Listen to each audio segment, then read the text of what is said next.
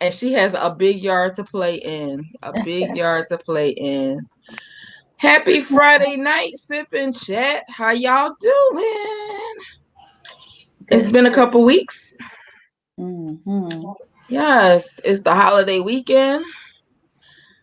Um, all of that. Like it's just like a deep sigh. Like, yes, all of that. Not a happy deep sigh though, because it's like we made it to the weekend, we made it through the week. How about we made it through the month of May? And that went by so fast. It It really did. did. Thank God. You said thank God it went by fast? Because I'm ready for Gemini season to get out the way because it's Cancer You know season. what? So you can celebrate Cancer season. But all my sisters are Geminis. I love y'all. But I'm just saying.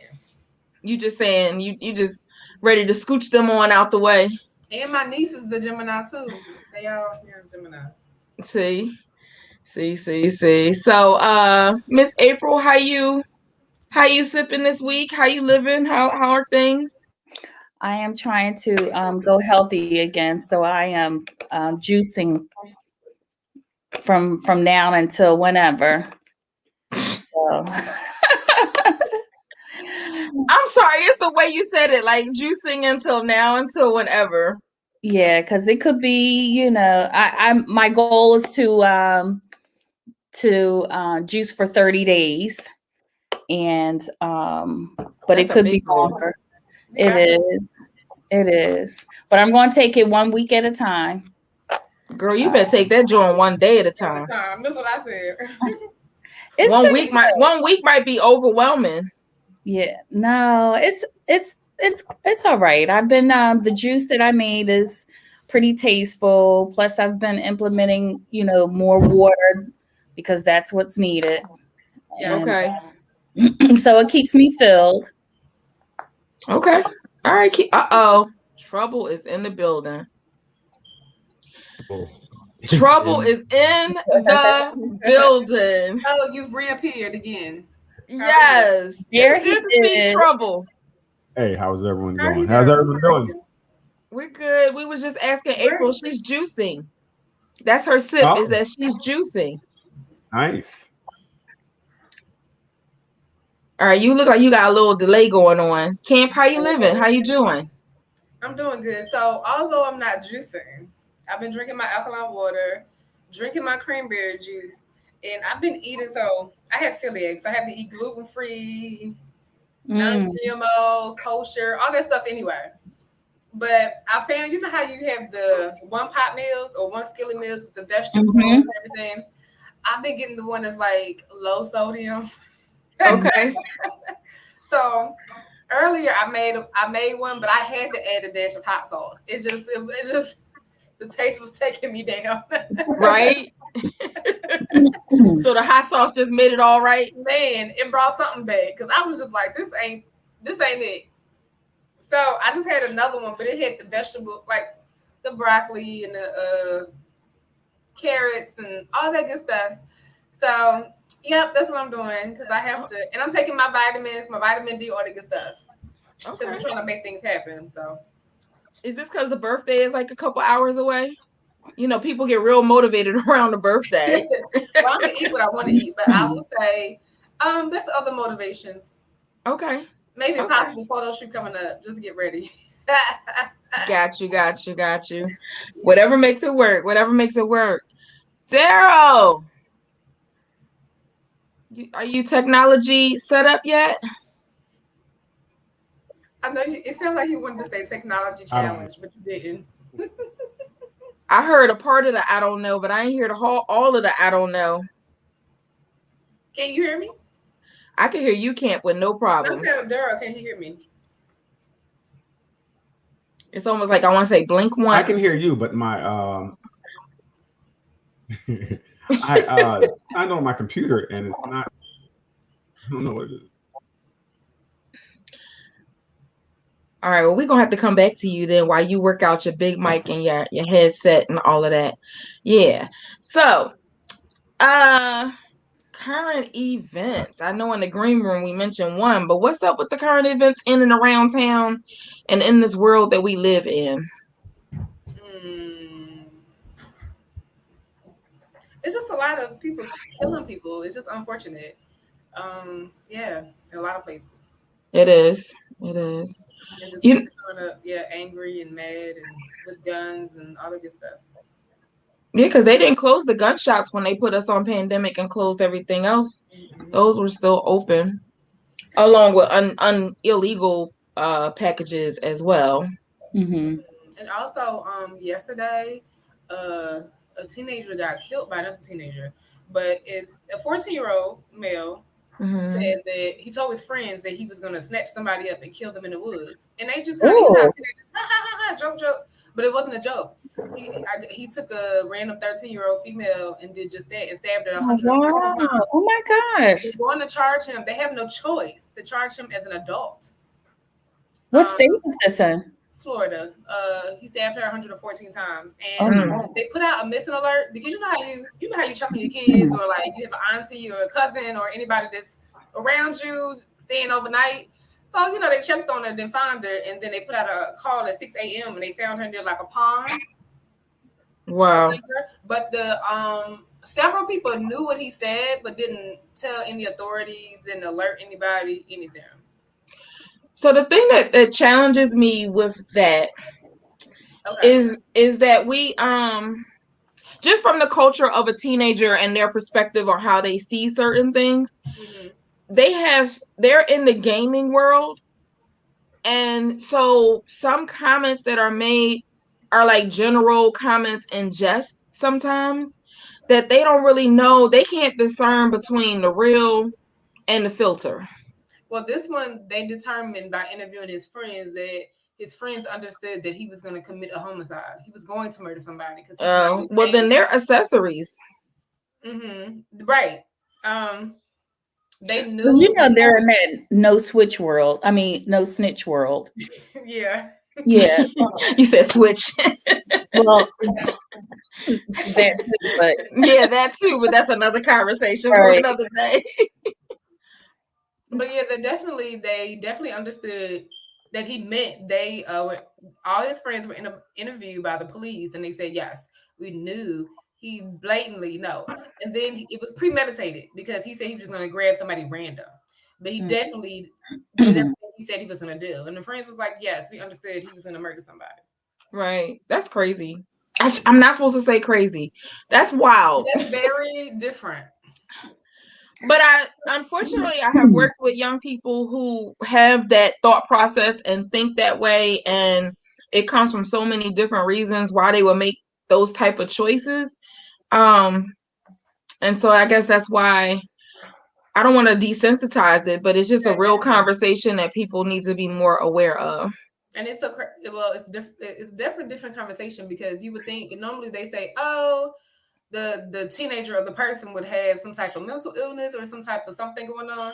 They said no, he's very cognitively there. No, he doesn't have any background, come from a two-parent home, doesn't have any background of anything that was going on. It's just sometimes your core is your core, unfortunately. But and even that's arbitrary, because just because it fits the social standard of the two-parent home doesn't mean the mental health doesn't live in the living room. Right, I Exactly. agree.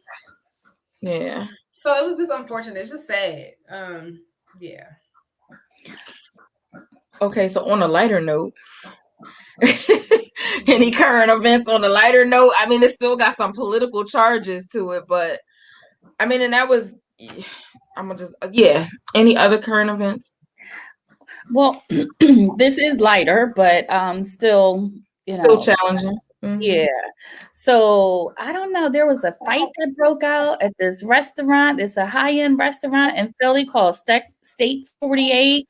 Mm-hmm. And the response from the owners was to restrict or change their policy, their dress code policy, and they created this minimum charge when you come in to sit down and eat. So and then, this stirred up a lot of controversy on social media, obviously, and amongst, our people. They were offended by the new policy, the new dress code policy. and as well as the minimum that is needed to be seated. So they have $100 minimum, the dinner per person.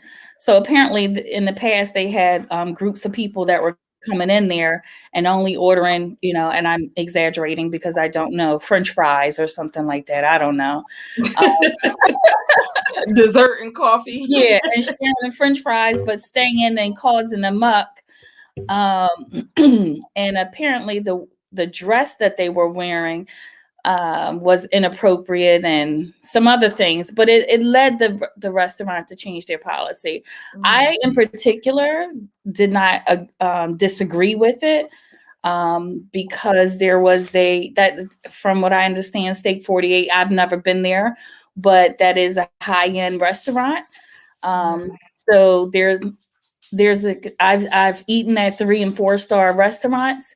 I've even worked at that level as well. So the expectations is that when you enter into that restaurant, that you're you of certain quality as well, not in a demeaning way, but in character, and how you present yourself, what your expectations is that I'm going to sit down and have this nice dinner, enjoy my dinner without any type of disruptions like that went out at State 48. So yeah, I thought that whole discussion around that incident was interesting because our people, of course, thought it was a color issue. Like they didn't want us in there. No, they just don't want fools in here. And and those behaviors described in the incident is not specific to a ethnic group or race or gender or anything like that. Exactly. And I'm trying to bring up the picture, but one of the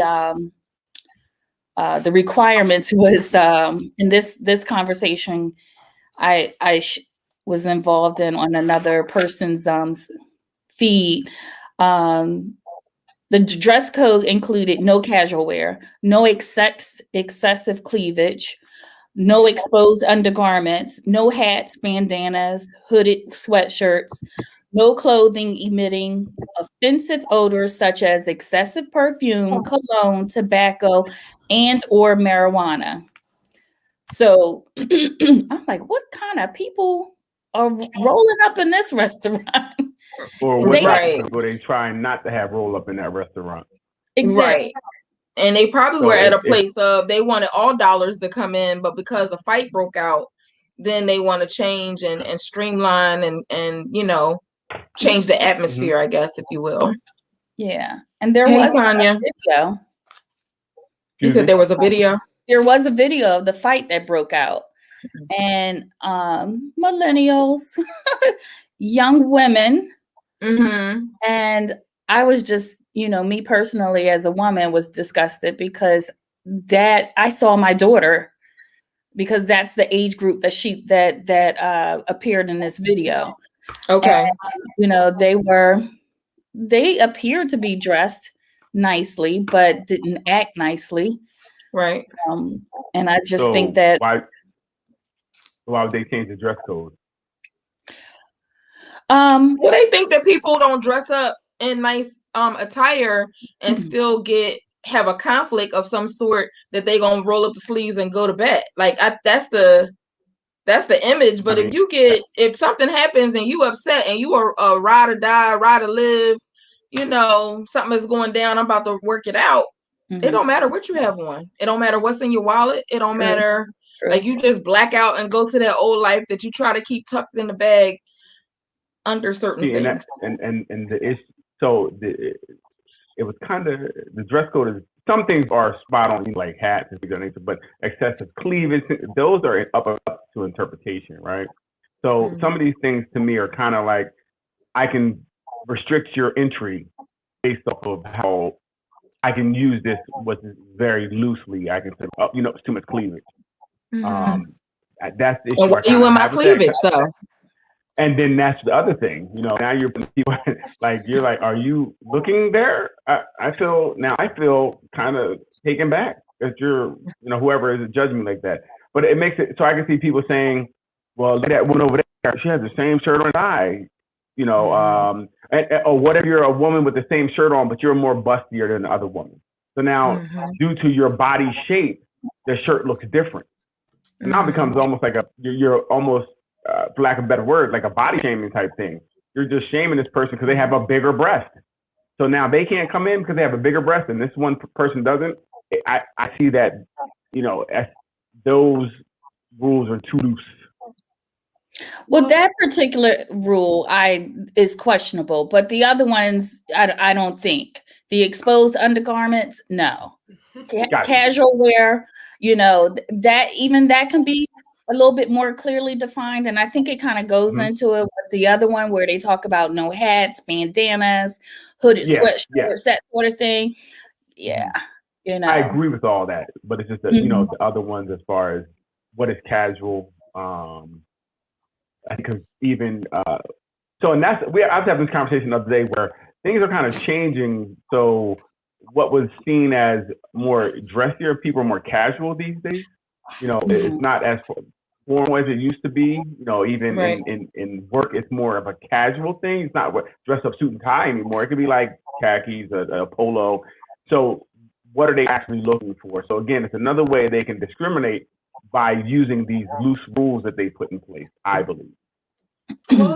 Dominique Wilkins, I was watching some of Dominique Wilkins had this happened at a restaurant where they said he wasn't dressed appropriately. And he said some other guys came in there in shorts and a t-shirt and they let them in and they wouldn't let him in. He's a millionaire.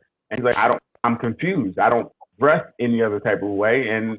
But this is how they can use the rules to not allow you access somewhere.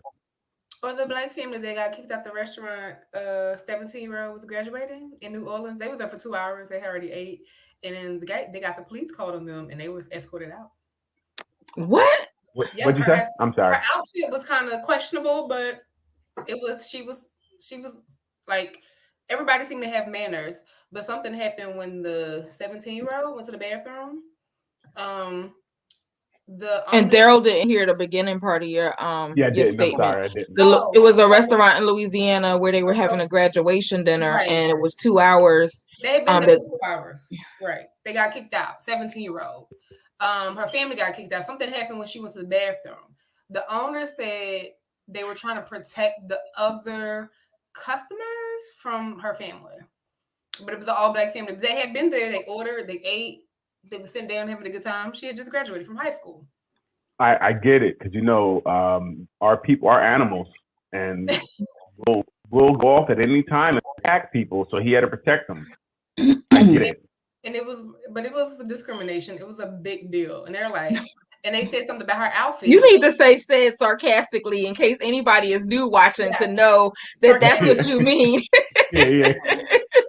But the outfit, she had like a bikini top, but she had an outfit over it. But if they felt some type of way, I'm like, why did they leave her in? It was cool for 2 hours when they was ordering. 2 hours ordered. Yeah, it was cool while they ate and did everything. Now they ready to pay. Now your outfit's not acceptable. Right. No, it's like, okay, we let you stay. We see that you paid. Don't come back up in here looking like that anymore. Well, everybody else was dressed okay, but the police got called while the 17-year-old was in the bathroom. Wow. Because they said it wasn't her, it was her family. But they had 2 big tables. Graduation dinner. Right. Which is appropriate for our culture. Right. So let me just go back to the cleavage part because I know that's kind of subjective. But when we think about some of these prom gowns and wears, okay, so people take it a little far. People be ready to have their tatas breathe.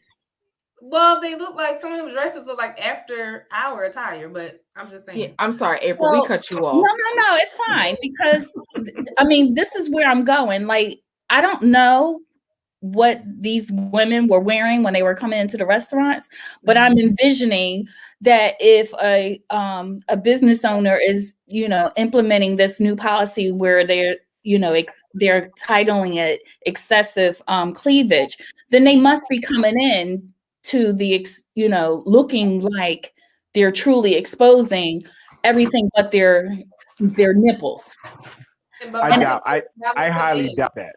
I If you highly feel some doubt type that, of way, April. why let them I in? I think I'm I sorry, think it's Cam. I I think that's very. I think it's very subjective. I think that if it's a very attractive woman, I guarantee they're not going to say anything about her excessive cleavage, right? They're only going to use it as a way to make someone leave. And again, I think the same. And my first point still stands.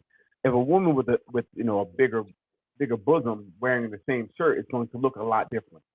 To me, that's something that unless your breast is out, like unless your nipples exposed, I don't think we should be, you know, necessarily looking for that. Again, I think it's a way to exclude people. Um, I just believe that. I don't believe that anybody was in there would overly express, you know, to I that I point. don't I don't doubt it at all. Honestly, I don't. Not the way some of these young girls are going and hanging out just on a regular. Well, No, I mean, people in general dress this kind of certain way, so it's not like people are dressing any much different than they were at any point. And if I guarantee, if you want to, then everybody, most of them will be in there kind of dressed the same. So people dress up, they want to show off themselves, and they nice, form fitting dresses and things, and they just cut. That's kind of normal. So unless you're going in there and, like I said, looking at everybody and holding them all to the same standard, it'd be very difficult for me to say, I'm going to say no to you, but you're fine. Like, it's just, to me, I don't know. I don't see that really working. and the other thing is their minimum. People weren't um, happy with the $100 minimum per Yeah, well, person. that's all that's about. But okay, it's a couple things I got on that. You could have just went it's to Devon's. you say what? People could have just went to Devon's or somewhere else. Right. They had Correct. Like more in so food many other places, they could have and just said, better "Okay, we're ambiance. just gonna go somewhere else." But then, Right. like, that would be very subjective as well. That someone cannot afford to have a seating, fee of $100, but that you making it mandatory that my salad has to, like, I may only want salad, but I have to spend $100 per seating. I think that that's very subjective. But then some of the people who were responding to the comments, I'm like, but people drop $100 on so many other things that's irrelevant, or maybe not irrelevant, because bundles is important to some people. Nails and different things that people choose to do can stack up to $100, but because it's not in one setting or one transaction, they don't look at that they spent X amount on an outfit or X amount in preparing to go to a certain event that exceeds over $100, and they don't have it in their bank account. But my thought was, Well, if the minimum is what makes you upset, before we even get to the dress code, you shouldn't be in this conversation. well, see, Mm-hmm. now I was about to say the last time I was out, and I was out with people that money wasn't an issue, but they had an issue with the $100 minimum of everybody there. They said this is ridiculous. We come here, we have money, we're spending money. Why are you holding us to this? They want a credit card from the RIP for the $100 minimum. They were like, well, you feel like we're gonna run out, like we're not gonna they were very upset about it. And the $100 wasn't the problem. It was more about how the approach of the establishment for them to do that. They did not like that. They were really upset. Like, this is ridiculous. Like, why do I have to give you a credit card when I'm going to school? It ended up spending it ended up being $2,700, right? They said, so we're spending money, but why are you doing this? They didn't like it at all. Right. I mean, and I get that too. Like it's certain restaurants that either, people didn't like, and this is definitely on the opposite spectrum of a steak 48, but here in Philadelphia, they didn't like that the IHOPs, if you went in after hours, that once you ordered, you had to pay for your food before it was prepared, because they had experienced a lot of people ordering and then leaving out, before paying the bill. So that's one scenario. Then another scenario is that checks over whatever dollar amount that the gratuity would be, already preset, and that you couldn't split bills. People have problems with that as well. And it's like, I think it comes across just like knowing where you're going and knowing, what the expectations are. So if I was in advocacy for the restaurant, other than some of the things that's like some stereotypes and stigmas, it's like they're letting you know what to expect when you come into their establishment. And you have to remember, these are businesses. Each of us have our own business. You create your policy based on how your clients, your relationship with your clients.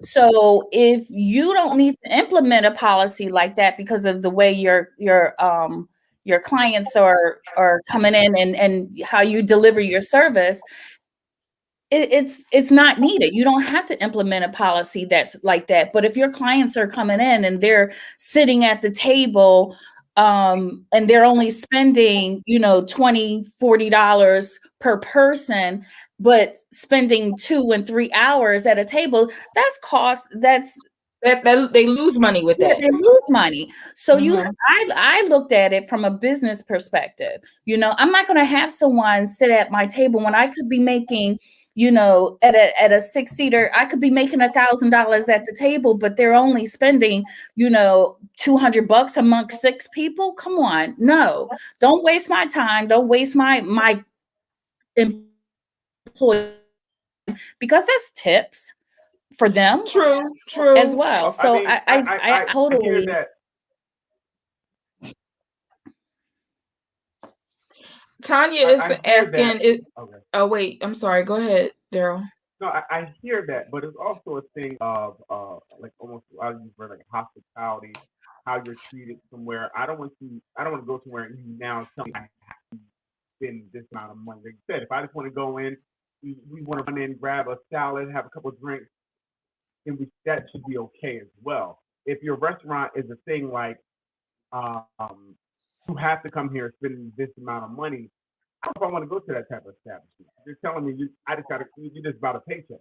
It's not about me coming. Maybe I like the ambiance here. I want to come have, Mhm. I want to have dessert. I can't come in and have dessert. If I love your chocolate cake and come No, have it, then I got to order no. 100 of them. Right. Because I don't want to frequent your establishment. Your your Get business to point model before. isn't something. Your business model isn't something that I think is one that's about the customer. Who's always right. I mean, I feel like when you go out, you kind of have an idea or about how much you would Know like before to you spend. go. So at that point, either go where you want to go or go where your pockets take you. But at the end of the day, I'm not going to let a rule keep me out. If the food is good, the ambiance is good, and if that's where I really want Mhm. to go, whether I've been or I'm not. gonna go. Exactly. But now you got So, to spend $100. but But you I know mean, what? that's not. It's look not at if you. the ambiance is good, if the food is good, I'm there with my friends to socialize. I'm not thinking about how much I'm spending. I'm enjoying the moment. If I'm thinking about how much I'm spending, then I should be at Wendy's for the 4 for $4. Exactly. But you have. Well, no. If you got to come in with a set amount to spend, like I said, if we just, I love the dessert here. Like dessert here, hey, let's go grab some dessert and a coffee before we go to such and such. We can't do that now because this business is saying you have to spend this amount of money, right? Well, Right. standing That's what I'm point, saying. so you The can get issue is where dessert. maybe I ate already. Like when we went out, the one guy had ate already. He came out to join us, like I said, to hang out with us and hang out with his friends. He didn't really want to eat like that. Now he's forced to buy things to take home because it's That's $100. still a decision that he has to make, because you know where you're going. Right. No, so again, it was new to them as well because they were like, "What? Why are we doing this?" So no one knew that was something that they were doing. Like I said, it became a big problem. It Oh, became a big problem at the table. I no, it should have been a problem at the door, honestly, because if you know that there's a minimum before you get seated, then it really shouldn't be a problem because you took the seat. But if you So know, again, at the door. So again, I don't know how they hooked it up. We walked right in, no line, whatever they did to do it. So these are people who had money. Money wasn't an issue. It wasn't an issue. The $100 wasn't an issue. It was how they rolled it out to them as we're sitting down. They come back and say, "Hey, we need a credit card because it's $100 minimum for everybody here." Wait, Well, what are you I talking probably about? just got up and walked out if it wasn't my speed at the moment. Exactly. It ain't that deep. And I mean, so they went back and forth with them, and I don't know. I couldn't pay attention. I wasn't paying for nothing. It wasn't none of my business. But I know they were like, "This is ridiculous. Like, why are you? Like, are you?" They said, "We will get up and run." Like, we come here with the table we have. They felt disrespected with that, whatever it was. You know what I'm saying? Mm-hmm. So I'm just saying, Well, you're I not can see gonna how run it a could be a tab problem. on me for $100 minimum. What'd you say, Camp? People be too afraid. I said you're not gonna run $100. You're not gonna run a tab on me if it's $100 minimum, and I didn't know. But when you tell me you need a credit card, oh, you just need to find somebody else to sit here. Right. Mm-hmm. Thank you. Have a nice Right. day. Exactly. It's a choice. We all have choices. Choice. So is it well, one, I'm gonna go back and respond to Tanya's a couple comments that she said. She's asking, is it a regional thing because she's in I'm gonna say the DMV area, and from what I know about the area that she lives in, she's in a high profile. I mean, I'm not putting her out there in the community. People know her county to be a county that money isn't, they're moderate, but it's not necessarily that they have to be so ruly about it. Right. And so I don't know if this is like a urban community type thing, or like, you got mixed crowds, because the other comment that came up was it ruling or like saying that people of color, Black people, don't deserve to be in those places, when it's some of us that deserve to be in that place. Like, it shouldn't be a race card Right. just because it's a limit. Right. Well, you deserve to be anywhere you choose to be. I don't believe in that. You're not gonna run me out nowhere I want to be. I'm sorry, that's dumb. But comedy Anywhere you joints can do afford. say that you have to have a 2-drink minimum. Like, they usually give you a 2-drink minimum in addition to your ticket. So it's like, it might be a norm that, we just, I don't know. You gotta get used to, if that's where you want to be. Yeah. See, that 2-drink minimum is a problem too, because I'm like, I don't drink, so give me a water. I'm not paying $19 for a water. Like, that's a there's 2-drink a problem. minimum. I used to want a pineapple juice at the bar. Yeah, again, I don't want a pineapple juice. I know, or Shirley Temple. But I mean, I get it. I understand that they're trying to get the money, but it's like, now you're forced to drink when I'm not parched. Nobody's forcing you to drink. They are. Listen, she said they holding your license, your driver's license, until you pay. Like, what? You got my address and stuff. You're doing too much. Nah. Yeah, I don't want nothing no more. Yeah, it turns me off. Yeah, because I feel like you're looking at me a certain way. You didn't put me in a stigma group classification. Absolutely. Based off of how I chose the dress. And I guess right now with this hairstyle, I really would be typecasted.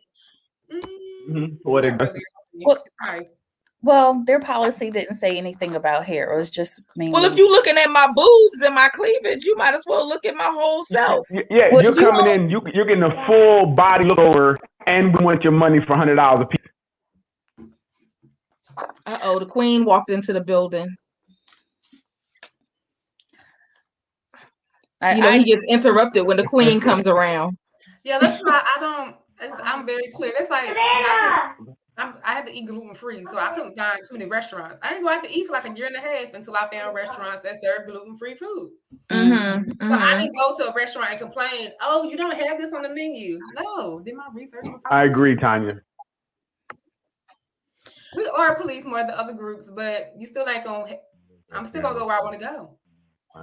Right. The meals apparently are expensive, Jolene. I didn't look it up. I just felt like social media was doing enough research for me, and like, why would I need to do the time? I hadn't considered that restaurant before all of the posts and the free press. So yeah, but the menu, like, they probably don't even have the menu posted no more. But this was really knee-jerky too, because is this the first time something like this happened? No. You got other name restaurants that do the same thing, but I guess because this restaurant is new on the block. It's new on the block. The first time that they had this type of fight or whatever happened, and they had this response. I don't know. I don't know. And then we also, if we're going to do categorizations, we post pandemic. So are they trying to make sure that they meet their bottom line by the end of the quarter or by the end of the year? So I can see that if they're saying, look, this is like a COVID cost. Okay, I get it because everybody's hurt. No, I think it's their menu, and they don't want fools coming up there. I mean, a fight broke out. But it's not only people who have brown skin that act special. No, well, I never see. I didn't apply color to this situation. There are other people who apply color to it, right? I think it's the characters, and I think they're trying to control the type of characters that come into their establishment. And again, I've worked in a restaurant where there were high-end people that came in. You just don't come in there. I'm not going to sit down and pay for good food and then live entertainment with a boxing match across the table from me. That's not what I'm paying. That's not the type of experience I would pay for. Right. Not like. But what you're saying is that there's a level where these things don't happen. You're saying like, hey, if you dress this way, this won't happen. The dress is why this happened, but it's not. These things happen no matter, like I said, no matter what the dress looks like, what you're wearing. These things go down, right? Mm-hmm. I think that we may hear about them a lot more when they're a lot more melanated, right? I'm not saying that because it doesn't matter how much money you make, people get it in, right? But, like I said, it's reported a lot differently. That's all I'm saying. So it's not about your clothes that's gonna make you, like, clothes don't make you do or act a certain way. And that's what they're trying to say. Your clothes are making you act this way. I don't agree. People act the way they act. Just like the story where it was in was it Louisiana camp that you mentioned with the young lady in her graduation? It was 2 tables. They had been there for 2 hours, celebrating the graduation of accomplishment, and then the graduate goes to the restroom and something happens, and now all of a sudden they have to leave after being there for 2 hours. Like, well, the crazy thing was the police interviewed other patrons that were eating there, and the other patrons they were black, white, in between. They said the family wasn't an issue. The owner was. They said the family was lovely. They were fine. They wasn't causing trouble. They said it was the owner who kept nitpicking about what the graduate about some of what the ladies had on. My whole thing, if you didn't want that, why let them in the restaurant? I just think that's. And you're not saying nothing until 2 hours later after they've ordered, eaten, socialized, and everything else. So, like, I don't know. So, like, if you're in this restaurant situation, like, how would you manage it? How would you? So. That's so melanated of you. I'm not. I mean, it's real. In the past, I didn't even sue. I just called it BBB, Better Business Bureau. If I had a complaint. April. So, from what lens you want me to look at it from? If I'm visiting this establishment, am I another? You're a patron in the restaurant, and this is your experience. And I see a fight break out. Or, like, not necessarily that you see the fight, but that they. Go ahead, Cam. Well, so again, I mean, just we're going to use this scenario. Steak 48. I've already looked at the menu. I've been there before, or whatnot. I know that if there is $100 minimum, I know that I'm not going to go in there unless I know I'm okay with spending $100 on food, beverages, and which I've sat in restaurants where my portion was about $200 alone. So I was okay with it because I expected it. But I'm not going to go in past the doors knowing that there's a minimum and then fuss about it or try to get them to change their policy. That's just my take on it. I'm a patron. I have the option of saying I'm going to eat here or I'm going to eat somewhere else. Right. Now, if a fight breaks out, I've been somewhere where patrons have gotten unruly and the police just escorted them out. And then Right. the other persuasion because they were like, you're Right. causing a Exactly. ruckus. And Exactly. other people came here for the experience to eat. In that situation, I'm going to enjoy my meal. I'm not going anywhere to stay. Right. But they were escorted out, dressed and all. Yes. So Yes. I think though if this place has regularly has fights in it, then that's one thing. If this was a one-time occurrence and now you're making everybody pay for something that happened one time, that to me kind of doesn't make sense. You're holding me accountable because I broke out. And it had nothing to do with clothes, whatever. It had to do with the group of people there that got into whatever happened. Unless it's a place that's happening on a regular basis. So if you're just jumping out the window over one incident, that to me is an issue. So if I'm a loyal customer or frequent this restaurant, I would say, listen, I come here all the time. Why are you holding these new rules something happened one time? And you know what, and Daryl, as a loyal customer, and you have an experience when you come there as a loyal customer and you know that this has been happening to the business owner, honestly, you're going to probably most likely understand, okay, I get you. And especially if you're spending the $100 anyway, it's not even going to be a bother. It's not going to be a concern of yours. So it's more about you making me do something, right?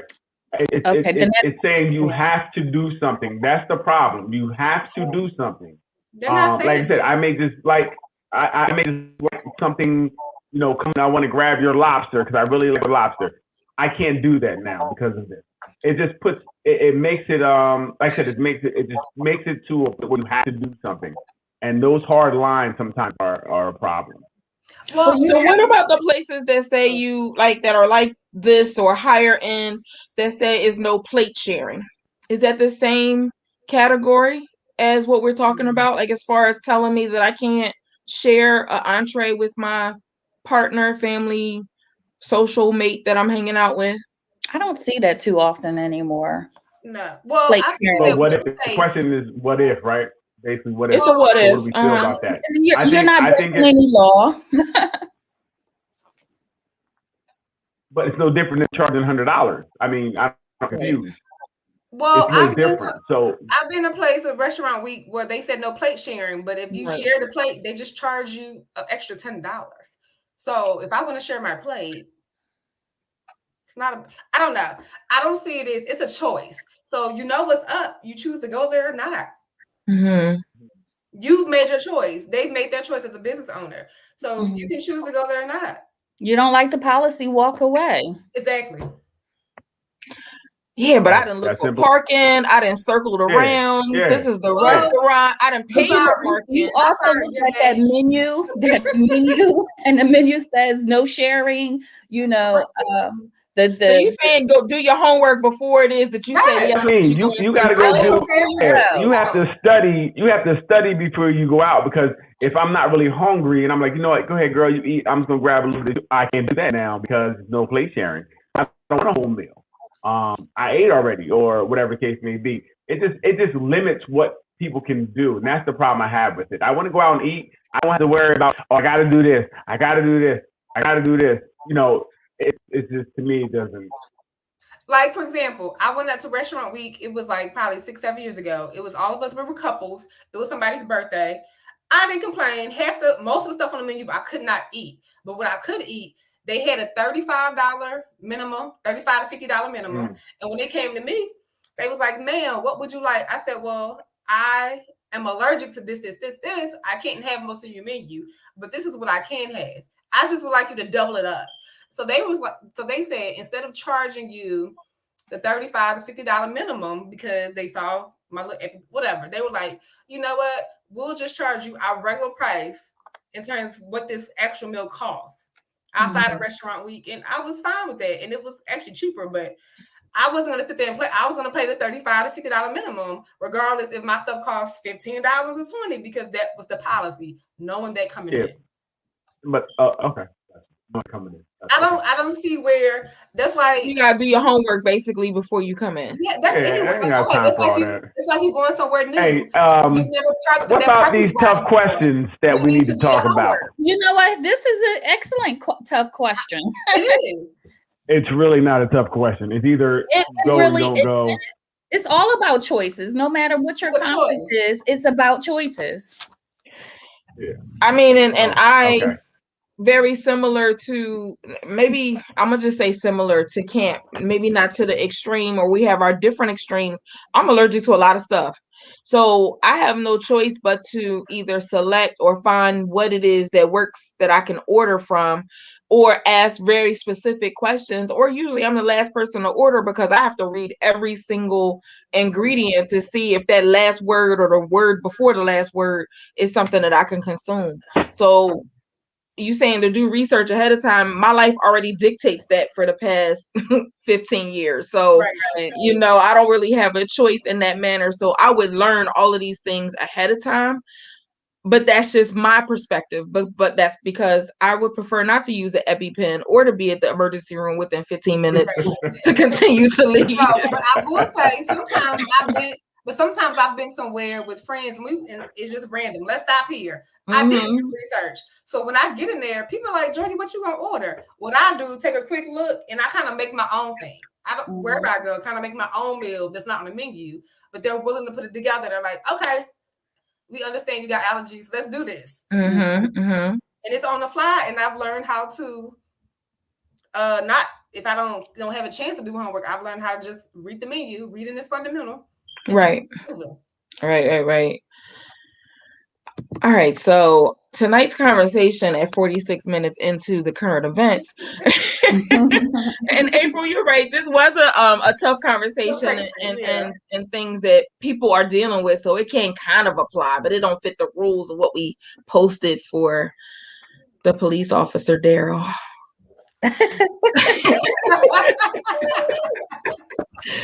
Listen, we called him out. We wanted him to be in the conversation. So, we got love Daryl for sure.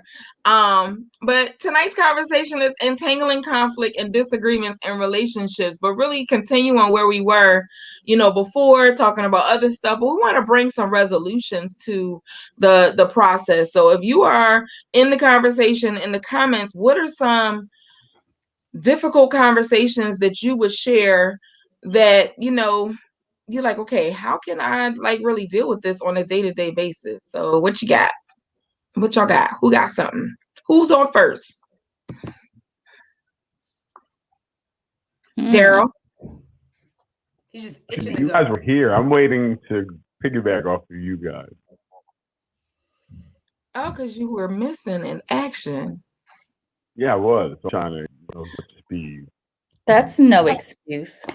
He got the emails, right? I did. But I mean, what are different conversations you have? So Camp. Okay, when I think about difficult conversations, you got one? Oh. No, you got it, Camp. When I think about difficult conversations, I think about Keisha Cole's music video about how when her fiance, she was engaged, her best friend was sleeping with her man, and the best friend had all the time in the world to be like, he doesn't love you, he's not treating you right, he's with me, but every time she wanted to tell her, she didn't. It just got me thinking, just that whole difficult thing. Sometimes somebody can be with somebody that's not for them, and then you may maybe mistakenly fall for them. Mistakenly. But you know what I'm saying. Mistakenly. That's just shut up, Mary. That's right. See, Daryl, you went right where I was going to go. I said you mistakenly just said, "Can I put the tip in?" And yeah. Yeah, that's hell of a mistake. I just think about I just keep seeing that play in my head, with different situations, especially during this pandemic, in terms of how different situations have come together and just popped up out of nowhere, and you're like, how did this become of this? That's a difficult conversation. Or another something that's not as drastic. How can you tell somebody you're not in love with them anymore? Wow. That you're not in love with them no more. But you don't have to tell them because you ain't talked to them in 2 weeks and you ain't touched them in a month and 3 months and a half. They already know. But some people play the part. So this makes me think about a couple that I'm working with that they had a homework assignment from their relationship therapist, Mary May, and the husband got mad at the response of the wife, like in resolving something. And so then therefore he, at over 40 years old, somebody over 40 somebody years old, decided that he wasn't going to talk to his wife. No greeting, no how you doing, no what's for dinner. But he talked to all the kids in the house for the 2 weeks, except for her. Well, we know who the problem was.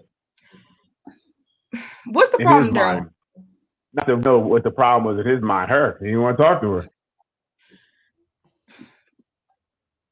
But how do you love somebody and you living with them and you can't even resolve a conflict of something very, I'm not going to say that the conflict that they had at hand was an easy conflict, but the choice to be in a house with your family and the wife that you love, and you're not going to speak to her at all?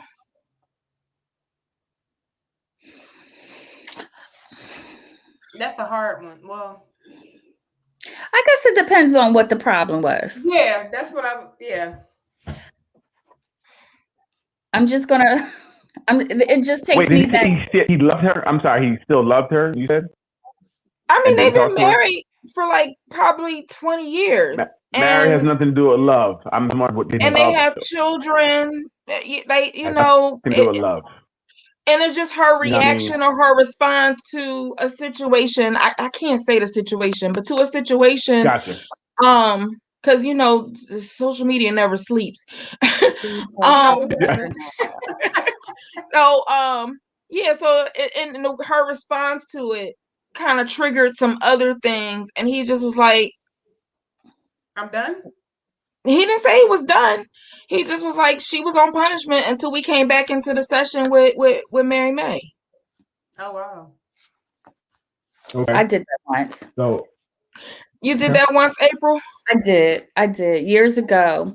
My ex, our dog was going through anxiety separation, so he cut himself, you know, ripped himself out of the cage, and had to go take him to the vet, doing some behavioral things, and so he surrendered the dog. And I got attached to the dog, and I was like, "You're not taking my dog," but he surrendered the dog. I was pissed. I had to reapply to get my dog back. So I was like, "Oh, I'm not doing this." I got into a huge disagreement with the owner of the vet, the shelter, and I threatened him. I said, if the only way that I could get the dog back is wait a week. If no one came to get the dog, then they would get the dog back to me, and I had to reapply. So I was annoyed that I had to go through all of that process. And I told him, I said, if they don't give me my dog back, there's going to be a problem. I was signing the papers for divorce. Oh my God. So I mean, that was extreme, but it was extreme, but that's how upset I was. And I had not talked to him for like a whole week. A little humorous event, but I did get my dog back. A whole week. A whole week. So what was the? So happy. So you would say that you still loved him in that moment, but you were just upset? Yes. But what was the challenge in saying that you were upset? I did say that I was upset. He knew that I was upset, but because I had to wait a week for my dog to return back home, he was going to pay. That was his punishment. So you threatened divorce. So I threw the word. At that particular time, I was just throwing the word. I was angry. You just threw it out there. Ignoring and that's love. What? Love can be ignoring someone. I don't agree with that. No. It was a question I was posing. I wasn't saying the statement was fact. I said, so loving is ignoring someone. That was the question. I wouldn't say it's an expression of love, but it's just an expression of an emotion. And at that particular time, I was just hurt, angry. But I still angry, loved him. but you still love him, but you were not talking to I him because drew a you were little going to show tantrum. him. I mean, you can love You're going to somebody show. but not be in love with them. It's two different things. Right. I don't. And I guess like I don't. situations can happen, and I'm not connecting this to the situation I just mentioned, but like situations can happen that doesn't interrupt how much you love for somebody, but you're so in your emotions and upset Right. that you have difficulties being able to communicate that in the absence of it escalating even further. Right. So when that happened, when you were not talking to him, what was his response? Not talking to you back? Was he trying to talk to you? What was going on? There was small talk, basically. Man. There was small talk. Okay.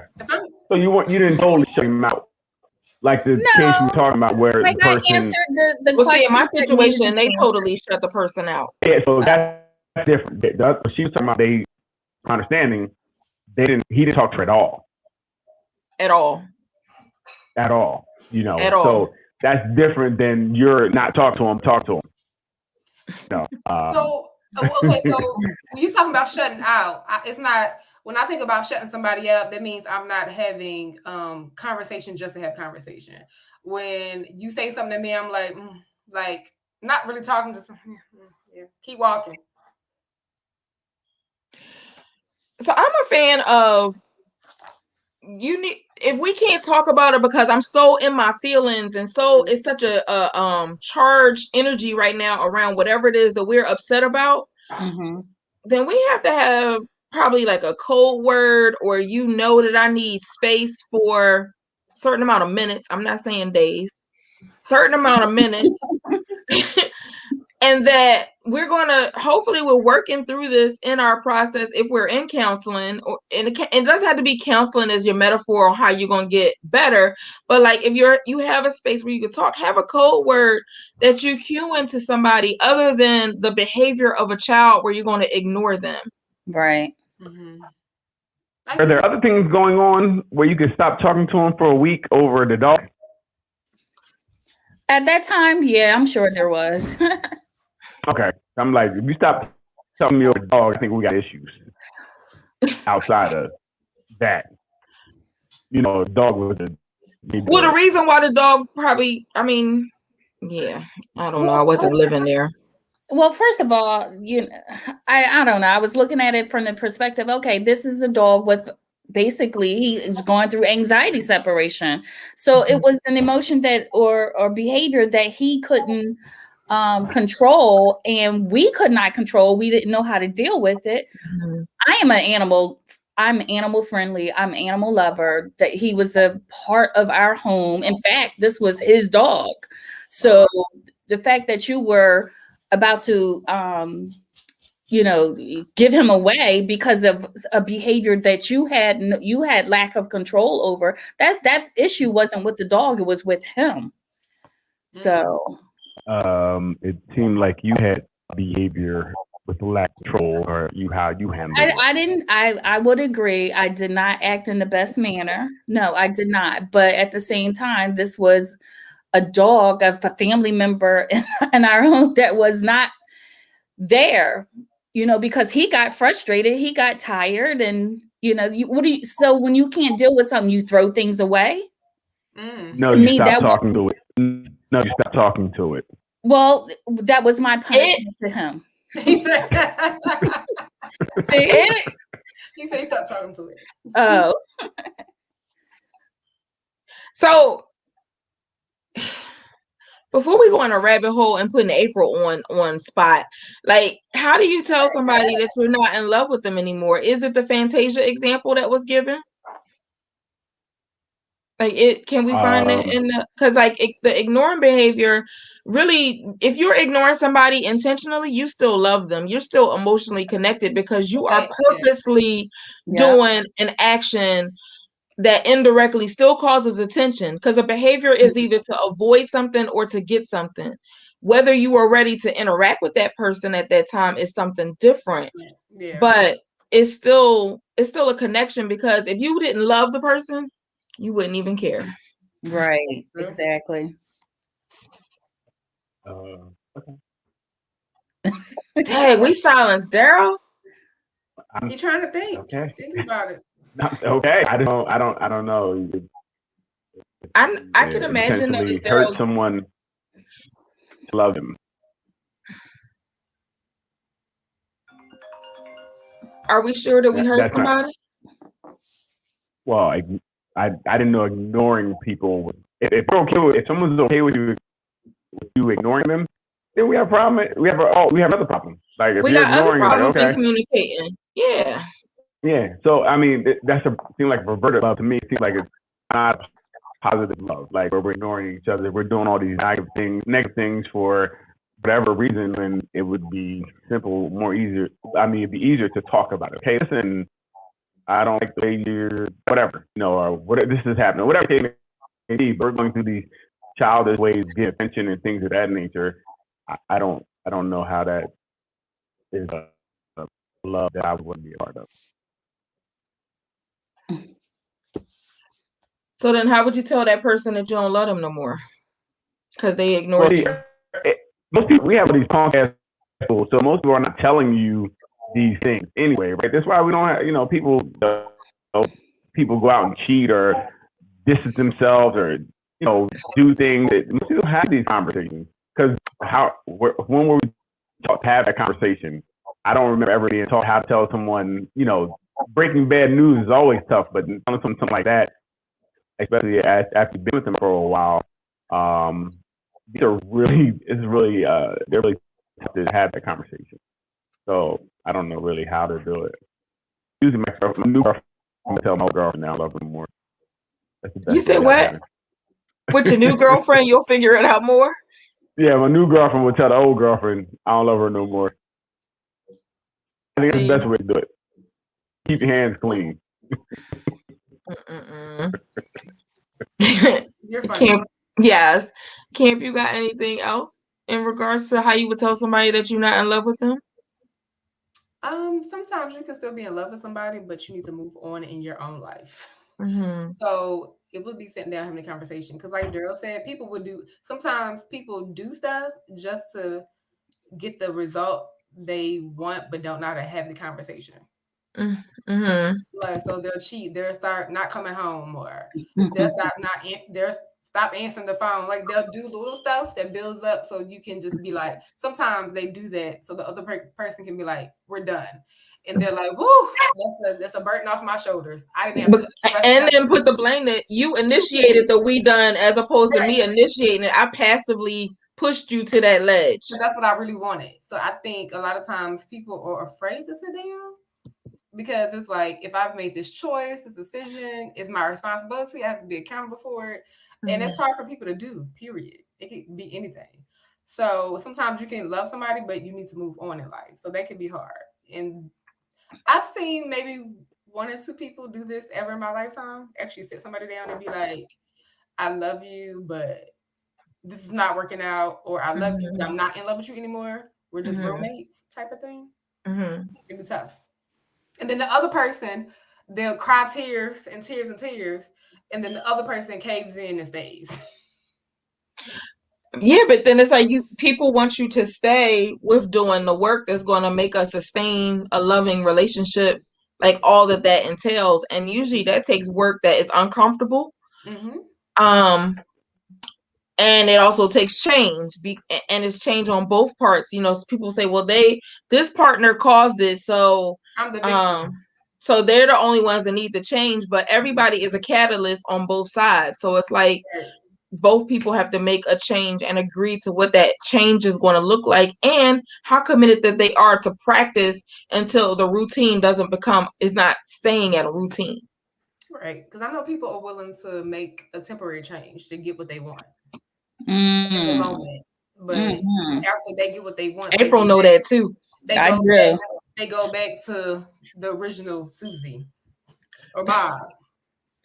Right. Well, I mean, I think you change. Sometimes you need a partner also to help you hold you accountable. Once you start backsliding, they have to let you know that, because sometimes you don't realize again, we can't observe ourselves, right? We can't see ourselves. So I may not see I'm going back into these old habits because first thing happens in a crisis situation, revert back to old ways. So sometimes if you, hey, you're doing that again or whatever the case may be, that may help. But if the other person is not, with you and understanding or and let it happen, then they're culpable too. But sometimes it takes both people to break cycles at times. Right. And breaking patterns that have become comfortable, and they gotta get uncomfortable in order to like really see the truth in those. Mm-hmm. So, any other go ahead.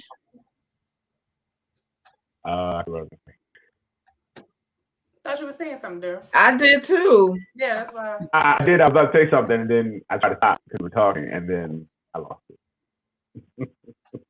And you lost it. You got the Superman shirt on today. You can't lose it. Listen. Looking at this handsome man on the screen. Oh yeah. My train of thought time. That's a disagreement and a conflict. Let's resolve that. Perspectives. Right? Perspective is everything. So, what are some of the common conflicts that you hear people talking about that are challenging for them? Is it parenting? Is it intimacy? Is it finances? Oof. Is it hairstyles? All of that. I know. Is it weight gain? I was thinking the same thing. I was thinking the same. I think all those things are really, people are dealing with all these things. And I think a lot more they were about stuck in the house, and maybe if one person lost a job and bills now, you got to figure out what you're going to pay, what you're not going to pay, and things of that nature.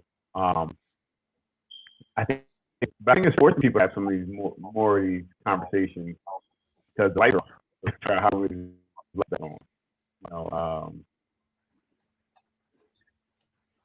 And sometimes, like the things that I listed out is the cover story of the real thing that the conflict. I mean, is the cover story to just conflict because it seems to be the consistent thing, but it's not really the real issue that you have a concern with. It's like those empty conversations that you just like, know what? Like some people say the dog had anxiety and they stop talking to you, but it's really not the dog. It's something else that's really the problem. Yeah, he took something away from me. You know what kind of fear I had to get over by even adopting a pit bull? Yeah, that took a lot of work. Absolutely. For me. Yeah, and then I get attached to it. Now you want to take it away? I raised that dog from a pup. So let's talk about this. Was that a difficult conversation that you had to even accept this pit bull? Say it again. You were choppy. Was that a difficult conversation for you guys to go take a pit bull because you said you weren't on board at first? So actually, that conversation wasn't really too difficult. At that point, we were very early in our relationship, so I knew that I had to compromise on some things, and it was either his choice for a dog, which we didn't have any children at the time. It was either the pit bull or Rottweiler. And, and again, I'm trying to compromise because it was something that my man wanted. I could keep my shoes and my shopping habits, but he needed a dog. So, and at that particular time, he was away from his family. He had moved to my area. So that was my compromise. Okay, you can have, she said, my man, that's proper. Well, however, but I wanted to funny. So that was my compromise. I said, okay, if I'm left with that choice, what's the lesser of one, two evils? But I get to choose the pup. So, and that's what I did. Before making that decision, I talked to several people about pit bulls and all of that. So that, no, it wasn't a conflict at that particular time. Yep. But yeah, that was, I agree, Ruth. I agree with you too as well, Ruth. Yeah. Yeah, most definitely. So, but yeah, I felt like I had went through a personal transition, and then now you want to take it away from me? Yeah, I threw my little tantrum for a whole week. He felt it. Did you give him some during that week? Probably not, Daryl. Oh, that is If terrible. It wouldn't be a punishment if that was. I mean, really. but that's a punishment to everybody Listen, involved. the cookie should never I be feel like you can used as a separate. punishment. No, it shouldn't. I think that should be separate. It really should be It, in all it, in it all has to be. It has circumstances. In to be. all things, it Yeah. needs to be It separate. wasn't And if that that's a tough conversation, if you looking at us live on the replay, you need to put that in the comments so we can talk about that. That No, should but never be. yeah, but my Yeah, it should never be. yeah, Dogs be in the doghouse, not the doggy style. Let it go. no connection. Thank you, Brew. No connection, no cookie. That's right. Separate. Y'all need a sex had esteem station. I had a early. We'll be all right for a week. What was it? I'm sorry. Oh, Go ahead. the roles, household roles, like the women versus the man role in the house, like who cooks, who cleans, and even if you make it like okay, so the way I grew up, the boys, no matter what mess they made, the girls we always had to clean up after them, wash their clothes, clean their room, take Mm. like Sounds gather 50 the to trash. me. That sounds 50-50 to me. I make the mess, you clean it. Perfect. So anyway, No. when I was no, but when I would say like year 3 or 4, living together when we hadn't lived together, it was just like, well, you cook, you wash dishes, we both eat, or I eat throughout the day, and you still come home and wash dishes. So we had conversations. We sat down and had conversations, but for me, it was a disagreement. Like, well, that's your thing. That's what women do. No, but not if the dishes are clean and I come home and the whole sink is filled. I'm not gonna keep washing dishes because I wasn't here to make the mess. Like that's like me eating all day and you out at school or work and I'm just you can be like, why the kitchen look like this? So it was like the gender role. So what I did, I felt like it was a respect issue because we kept having this conversation. I was very clear. I need help. So if you mess up something, clean it up. Well, what I did, that's why I say it's always good to have your own stuff. I had my own money, my own stuff. So I would eat. I would eat before I came home. So I was just like, sometimes men or women, they just don't believe. Sometimes people just don't. You have to take action. So I took action. What did you need help cleaning for? What did you need help cleaning for? My thing is, wash your dish. I'm not gonna keep cleaning up after you. Wash your dish. What did you need help cleaning for? Was the question. Like, what did you need help cleaning for? It was a gender. What? That's a disagreement. So a disagreement. I mean, it's a disagreement that women are the only ones that are supposed to clean after whatever. Yeah, that's a problem. I think that's what she's saying, not the fact that he didn't or whomever didn't eat throughout the day.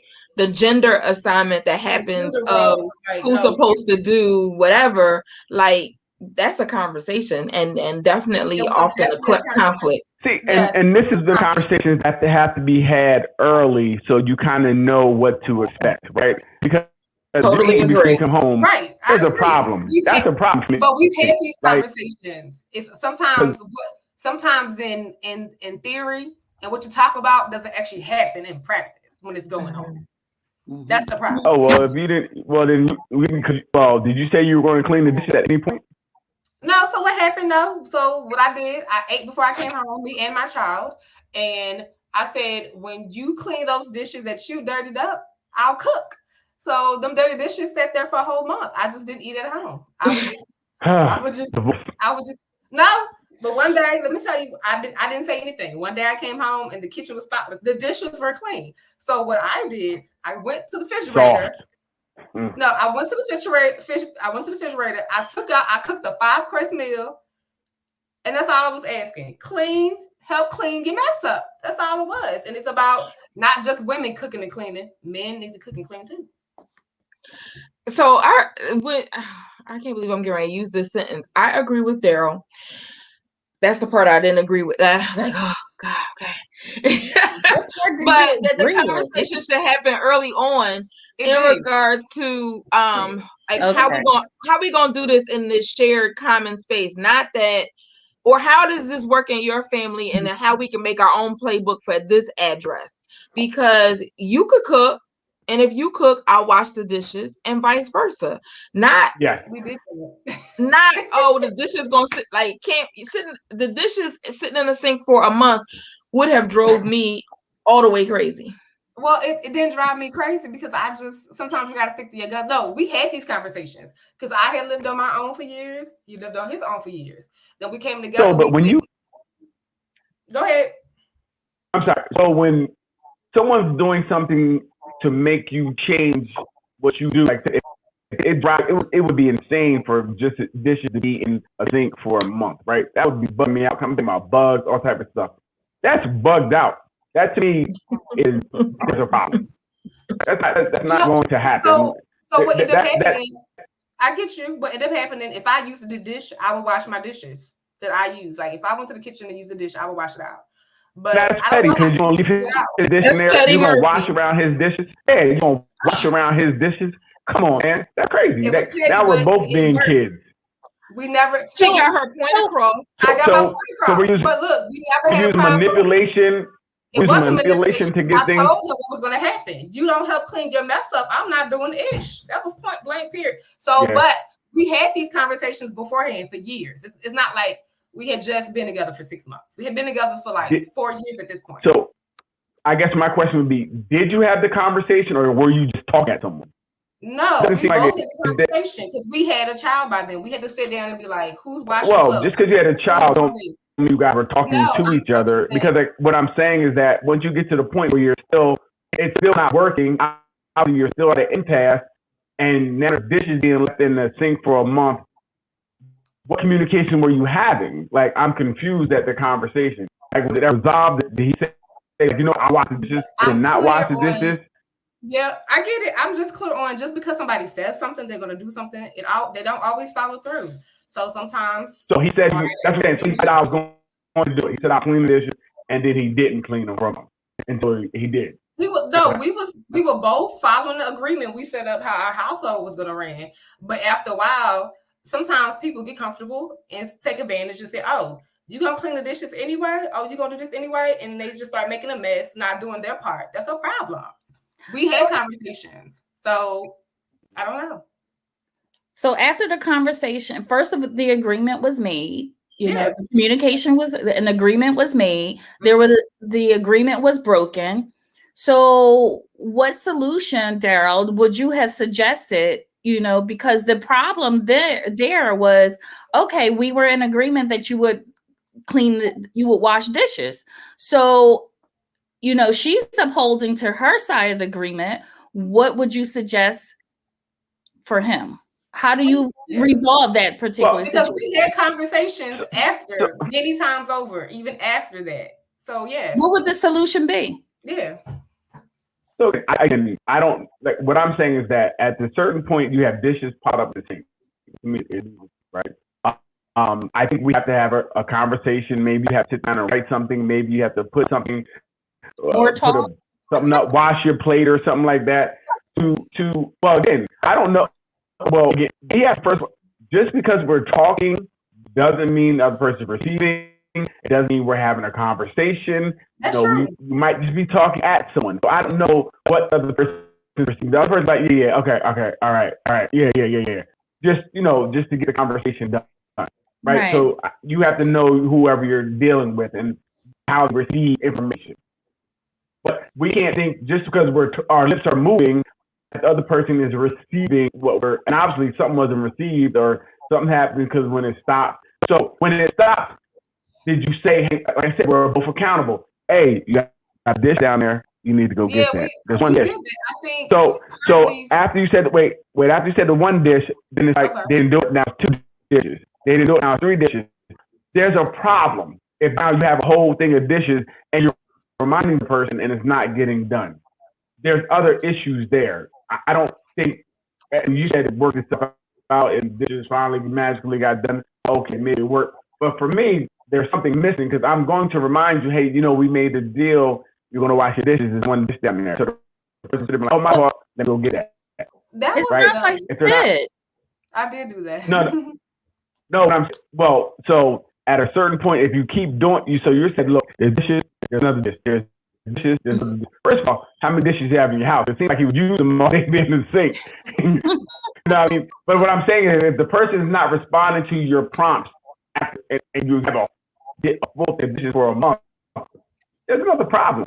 There's definitely another problem. I felt like at that point it was a respect issue because I didn't grow up like growing up I didn't do dirty, but of course it only happened one time. We've never had that problem after the fact. But for me, it was like if you're like you said, Durr, you grew up in a household where the women do everything, like I did. The girls, we had to do everything.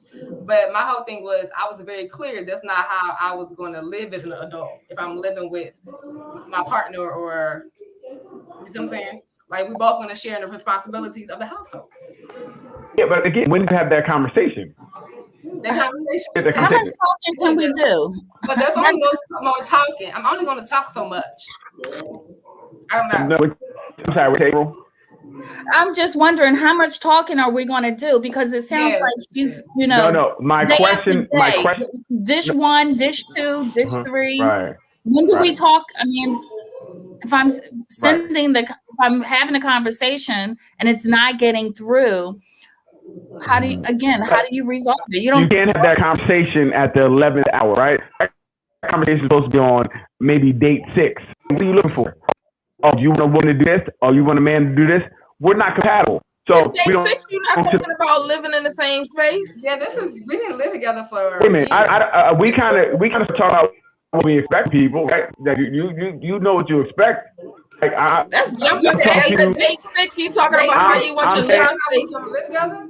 Oh, what I expect from a woman? Yes, you like go to dinner, and I'm like, hey, we going Dutch. You kind of know my mindset already. I'm not paying. Don't open your door. 58 if you're going Dutch. If I'm not opening your door, you know what I mean? You kind of know some things just by my approach to you. Now, if you want to ignore it, that's okay. But there's tells about how people are treating you on those dates about how they're going to be. Right? So I'm saying at a certain point, before we get hot and serious, we need to know what we expect from each other. There got to be a conversation before. Now we're in the house with a thing full of dishes. We're both trying to, who going to do the dishes first. But I would say that's been 15 years ago. But I would say I haven't had that issue ever since with anything else.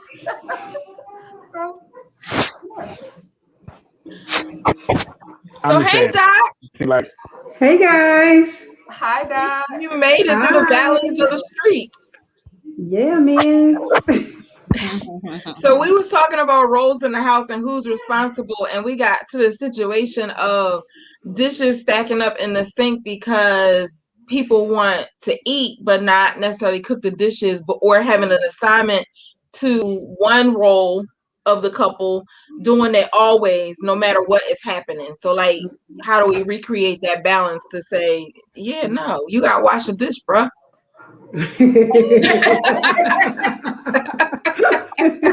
That sounds like a good way to say that. Why am I washing the dishes if we got a dishwasher in the house? We didn't have a dishwasher. You gotta wash the dish first anyway. We do. It's called her. It's called her. Why you gonna act up now that Doc is here? You was doing fine until Doc got here. Now you out of fine. Then he reverted back. You know how Coco Licious makes us do. Coco Licious bring dollars. We talked about Doc. He was all on good behavior, talking about. I'm just trying to follow along. I'm just trying to see what we're talking about. You pop in and he like, well, Coco Licious said. He changed up on her. Oh my goodness. But yeah, I think it was effective. It may have been, but sometimes just how you show people, you just gotta stop talking sometimes. So and you really like when you talk about roles in the house, I don't know that comes up in a 6th date.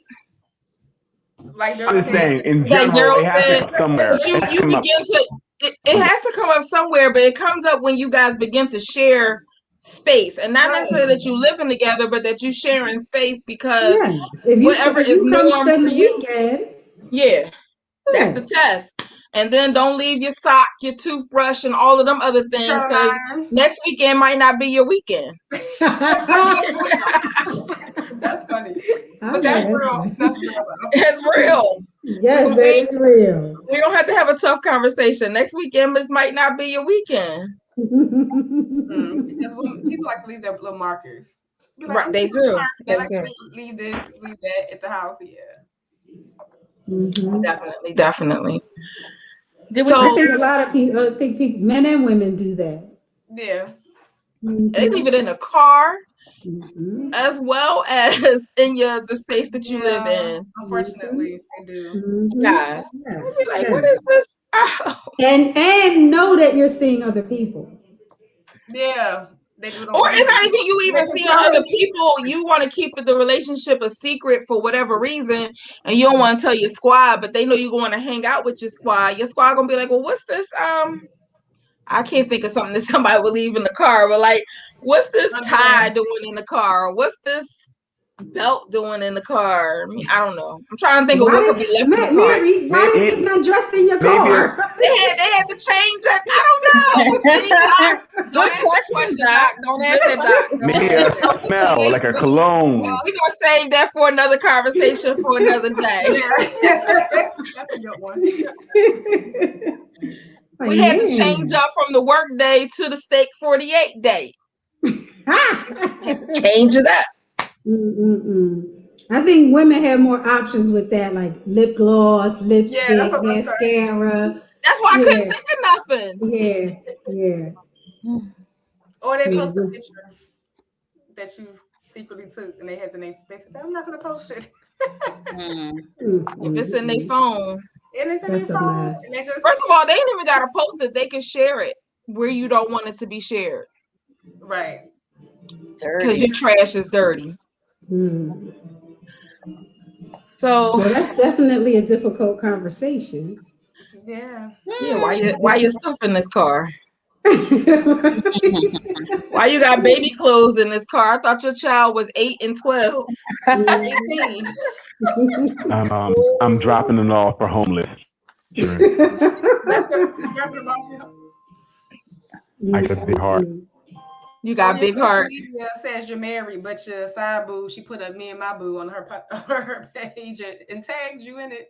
That's a difficult conversation. Ooh. Especially with social media, because even if you don't tag the person, depending on the platform you on, the platform will tag you and be like, I think a picture was posted by X that has you in there. And you be like, oh, But you find it out don't how have small to the tag world really you. is. They don't tag, but everybody know everybody. So somebody you know in your circle will see that picture and then it get around. Right. Right. Crazy. Or you told your boo you was somewhere, but you was somewhere different. And with the How picture. about the commercial that is it a commercial or is it a song? I don't even remember. But that the girl is calling the guy that she's dealing with and saying that he's hanging out with the girl that's in his bed. Like, how do you come out of that conversation and he'd be like, okay, well, I know she's not hanging with this girlfriend because this girlfriend is my situationship right Yes, now. I saw that somewhere. I can't remember either. Exactly. I can't remember where I saw that. Yes. And so that means that if she's telling you that and she didn't confirm it with the girlfriend, or maybe she did confirm it with the girlfriend, and the girlfriend, right, just ratchet. Yeah. Yes. Setting you up. Setting you up. Mm-hmm. Yeah, so I don't know. We got any other tough situations we want to cover tonight, or we want to save them for another Friday night? I don't know, Coco. You just coming in. What you got? I don't know what you talked about already. Girl, we probably did 43 minutes on current events, talking about the restaurants and the rules and the cleavage checks and the fights in Louisiana. And then we talked about there was this woman who stopped talking and giving a cookie to her partner over a dog. Crazy. Mm. And somebody that's Over a sitting real dog, close Doc. to you, Doc. She chose the dog. That must the be dog April, over 'cause she loves over the her man. dog. No. And it wasn't even Titan. It was Taz. Oh, Taz. See? And we had another situation too, I guess, a couples, but very similar, but I couldn't go into too many details. But like around the husband decided not to talk to the wife for 2 weeks, but talk to everybody else in the house, and didn't decide to talk to the wife until the next therapy session. Oh wow. Because he was feeling some type of way. Okay. Right. Okay. That's, And then So when yeah, if you have a pet and the person you're dating she went to the easier one. don't like pets. Like what? I mean, seriously, what do you do? What? I mean, April, you said you chose your pet. Well, you weren't here for the whole She story. chose the dog over doggy style. No, he had surrendered my dog that I raised, or we raised from a pup, because he was going through anxiety separation. So he was, ripping up harming himself, harming things in the house, but it's a behavioral issue. We had to modify his behavior. It takes work. He didn't want to put in the work. So the easier solution for him was to surrender the dog, get rid of the dog, whereas I wanted to go through the process, willing to go through the process. And so he surrendered the dog. I couldn't get the dog back. They held the dog for a week. I had to reapply to get my dog back. Oh wow. So, yeah. It became her dog, not our dog. Exactly. It did. Well, it did. It did. At that point, it became my dog. So he told me, if you want the dog, you go get the dog. So yeah, that was very mean. At that point, it's your dog, right? So she went and got the dog and him and the dog.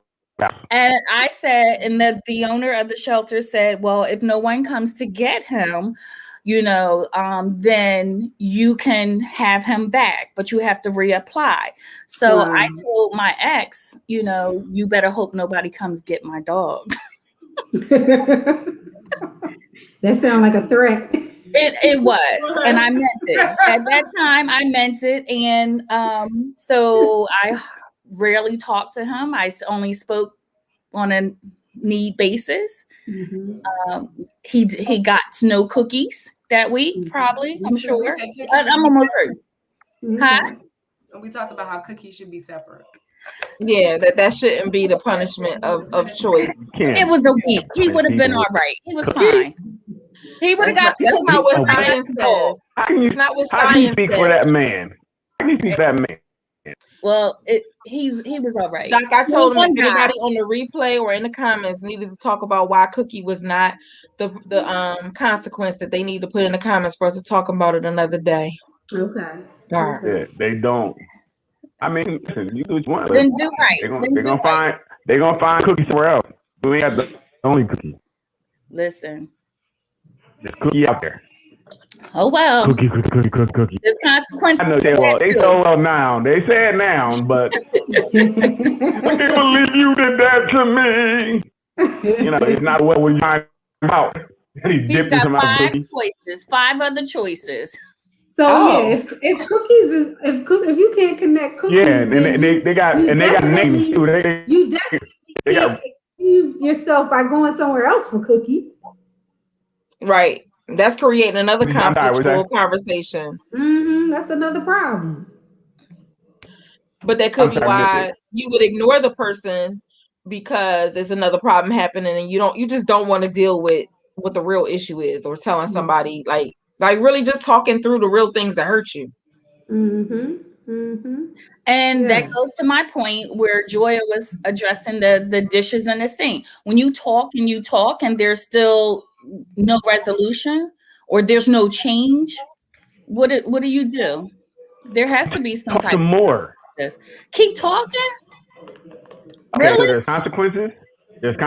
So what's the consequences? To leave the dishes or not talk to them, That is not that is helping. That's not beneficial. So Right? what are the solutions? What You if sit down and you redefine what is going on. Communication is the only way to fix it. If you want to play these little games, sometimes I think they can backfire. They really can. it's But So I you think don't that talk to sometimes me. it's not necessarily that I'm sorry, Daryl. I didn't want to cut you off. That wasn't my No, intention. no, go, I, go, go ahead. Okay. I think that sometimes it's not necessarily a oh God, now I forgot.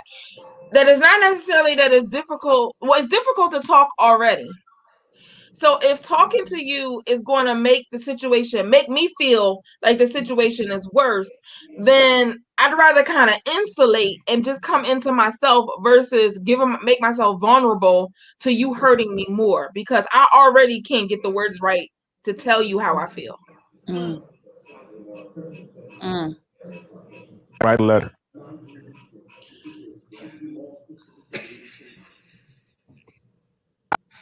Again, I don't know how. Hey, listen, play a You're little a, game.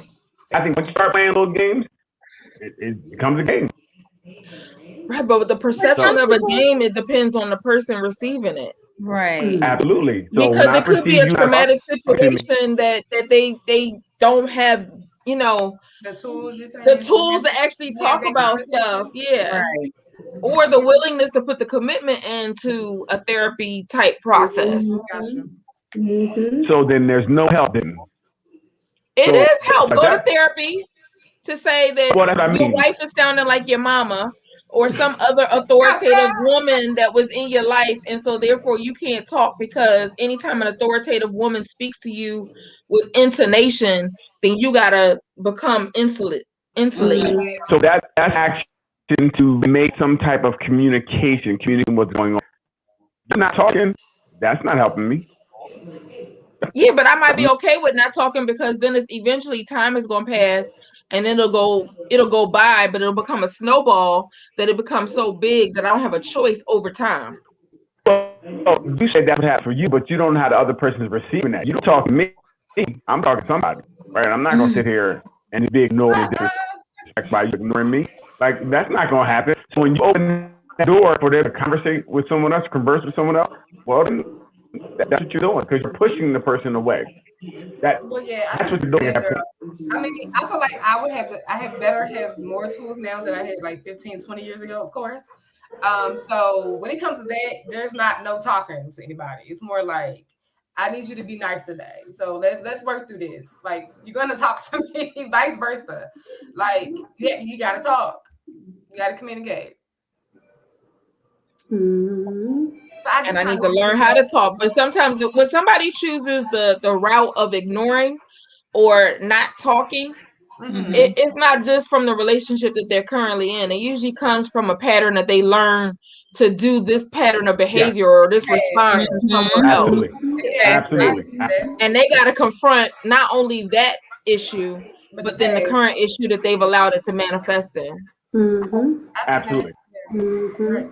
And that was kind of my thing. Not talking doesn't move anybody in any direction, right? You're not talking to that person, and like I said, that problem, even if we begin talking again, it's still there, and it's going to snowball and come up later. So now when the dog is in the doghouse, he can't come home. Now you're not talking to me because the dog. But if I've had some wins from sabotaging type behavior, I'm gonna keep doing that sabotaging behavior until there's something that really makes me shake the roof to say, okay, I gotta do something different. Right. But my question is, you're winning at what cost? You may see a win, but you don't know what they did in that time to, I guess, connect the Absolutely. dots while you weren't talking. You don't know how they, How they were moving. how they got through it, how they, got through to not talking. So that win may look Absolutely. like a win, but it may not technically be a win. Oh, here, take a drink in the middle. It's a drink. Yeah. I guess That's your version of a sip in the chat. that was it. Take one. Woo! So like I'm saying people may not talk because of lack of knowing how to deal with the situation. I understand that, but you have to move forward you have to find some way because not talking is not helping. So Yeah, if a car is very broke, true. you walking by it, it's not gonna help it fix. You have to do something to help that car get fixed. You need to go to a mechanic or therapy or something.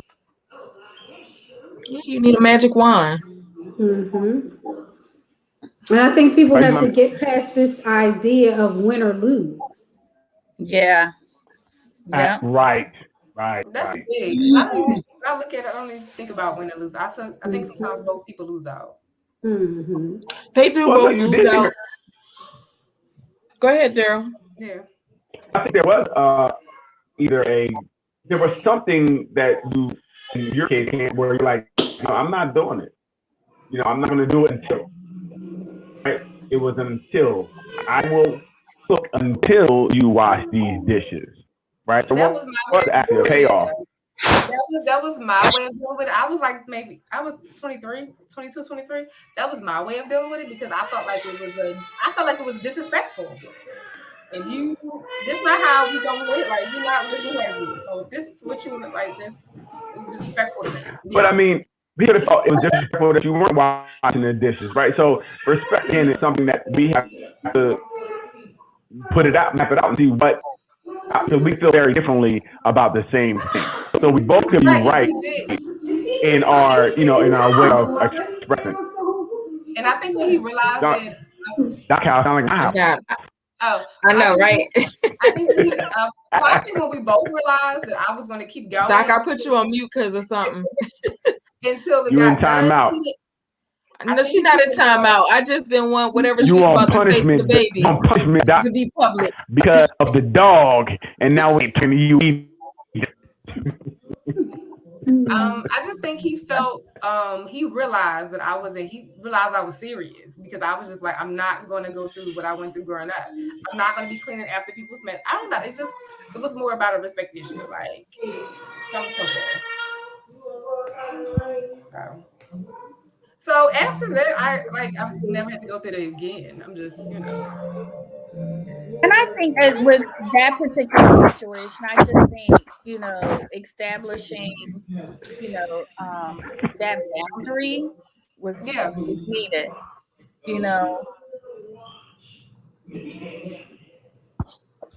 We need to learn how to talk to each other. Pretty much. Yeah, and boundaries are good. Boundaries help your relationship be healthy. And conflict is good too because not all conflict is bad conflict. It helps you realize what absolutely. it is that we need to talk about or what it is that we need to come together and change that playbook of how it is that we work together. Absolutely. I think conflict is okay. It's how we handle the conflict, right? That's about how we handle it. How we and we don't take it as a personal attack. Yeah. Exactly. Unless you're being personally attacked. Unless you're being personally attacked. Right. Well, see, it's you gotta weird be able to because tell I think between that the two. Yeah. Well, and that's what I was about to say. I think some people automatically go to when you say something to them that's an attack, right? Because in their mind, they're so used to being attacked. But I say all the time, like, if I love you, I'm saying this. I'm not saying this because I'm just saying this is the issue. I'm not saying you're wrong. I'm saying this is what I'm seeing, right? This is what we need to talk about. So don't take it a personal attack. I'm not attacked. I love you. I'm just telling you what I feel, right? And I don't think I can be wrong for how I feel. You don't have to agree, but I'm saying this makes me feel that a certain way. And but this you know, is how I feel. A lot of people don't know how to argue properly. Right. So the personal attacks start flying, and they think that's constructive, and it's not. Right. Yeah. But some people don't like you to say anything to them about anything. They're just like because they're always right. They're always right. Yeah. Nobody on this panel, but they're always right.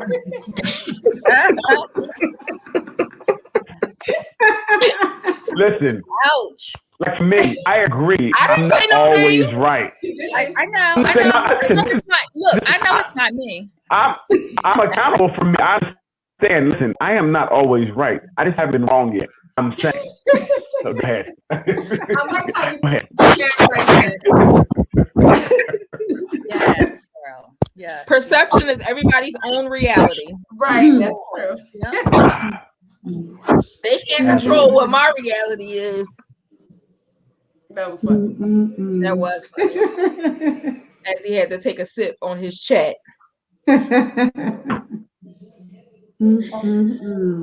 So are we good? What's the next conflict? I don't know. We going to another conflict, or we gonna do another conflict for next week? Well, that's what I mean. I'm sorry. Oh, okay. Well, I mean, what conflicts? Listen, what conflicts have you had? We had a conflict ball. We had a conflict of this. You guys are holding back. Let's talk some conflicts. I mean, you guys are holding back. Talk about the conflicts. Why we gotta be holding back? Which conflict did you share? Right. First, listen. No. I told you, I'm here. You've been here for a minute now, though. And you got conflicts. You got the queens in the house. They done came on the screen and showed themselves. Absolutely. And with that being said, I said, ladies first. You know, chivalry's not dead. You guys go ahead, talk about these conflicts. You guys are just holding back. That sounds like somebody didn't do their homework.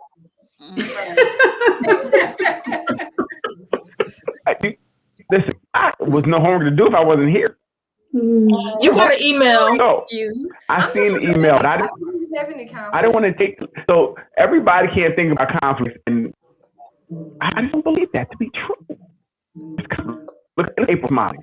She has a conflict right now. She's thinking about, but she's like, she's saying that. I don't think I should say that. I don't want to talk about conflict. Wow. I mean, I mentioned the conflicts about weight gain, which that's a hot topic with COVID and situations. Yes, it is. We got finances that we can take in a whole bunch of different directions. Who's gonna pay the bills? Parenting style. Not people not working. But I also think that those could be full-fledged conversations.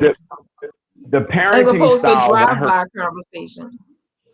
I heard one today, and they were talking about, I guess the woman remarried, would she let her new husband chastise her child? Like, no, actually physically, beat him. And they were like, if the woman remarried, you should let your man be able to beat your kid. I believe in that. Like, if you touch my kids, you're gonna have a problem. Like, if you raise your voice, you have a problem. So that definitely is and it's, first of all, well, it don't make sense. It's not a tough for me. I'm gonna let you know, like, easy. It's not difficult. I won't touch my child, right? Am I the only one hearing this? No, he's breaking up for everybody. That's what we got. But I understand what you're saying. I don't Well, tell us what he said, Cam. Yeah, he said, like, so if y'all had a child together, but let's say I had a child with somebody and I got remarried, would I let my new spouse chastise my child that I had with somebody else, basically? How could you not? I would say, okay, I'm kind of agreeing with Daryl, because my thing is, if, for example, if the other party got remarried, the child probably wouldn't be living with you, because your new spouse, like, we can co-parent, but I'm not about anybody else raising my kids, point blank, period. We already have a support system. Like, they could be part of the support, but like discipline them and putting their hands on my child. If my child is respectful to you, you respectful to them, we good. But anything else, it's a problem. Yeah, I mean, physical discipline. If you don't physically discipline your kids, nobody else should. But people do that, right? If you have a spouse, they have to be able to discipline your child, even if it's not their child. They can discipline them, but how? How? That's the thing. How? Discipline. How? Like, I'm not talking about physically. I'm talking about being able to correct their behavior. Yes. That's what I'm talking about. If you don't hit your kids, no one else should hit your kids. But there's discipline comes beyond physical touch. Exactly. No, exactly. I agree. So I'm talking about discipline in general. How can you have a spouse and not allow them to discipline your child? Because so your child just going to run rampant over that person when you're not home. Well, no, my child wouldn't live with me. They would live with the other parents. Well, for me, what I mean is you can't hit them. Okay. All right. Okay. Nor yell at them. I don't do that. I don't don't know if I agree with that though, Daryl. Like if they kind So of wild out, you do what you do for yours. I don't right? yell at mine, Okay, I nor see. will you. You know what I'm saying? I'm just saying for me personally, she's Okay. not gonna yell at, and she will tell you you Mm-hmm. can't yell, Gotcha. right? Because you're not supposed to yell at me. So you can But correct that's So someone. Dad can't everybody, and interpret. you're included. I said, Excuse but me. that's everyone, and you're included. Exactly. Yeah, I don't yell at her Okay. either. So yeah, Okay. so for me, It I don't makes yell at sense. my child. You're not gonna yell at my child. So I go to school to let the teacher know, don't raise your voice at my child. You can speak to her, but you don't have to yell at her. To me, that's Okay. you're so that's just for me. Like that's I don't want you yelling at because I'm not doing it. Yeah, Right? So if that's your style, it's not gonna work for me. Okay. I do believe in correction. If my child has been unruly, honorary, disrespectful, whatever, or they need to be corrected, they can be corrected. But knowing Mm-hmm. I'm just thinking, just for like, just knowing one of my kids, they probably the interactions would be minimal because they would just probably live with me, like or live with the parent who wasn't remarried. Hmm. So you have the authority so they don't live with that. That's what you're saying? I mean, I just personally, I don't So agree. We don't agree with anybody being so above again, the secondary or is the question is you would not let your kids with your dad because of another relationship. So they would have a different type of relationship because they have to be you.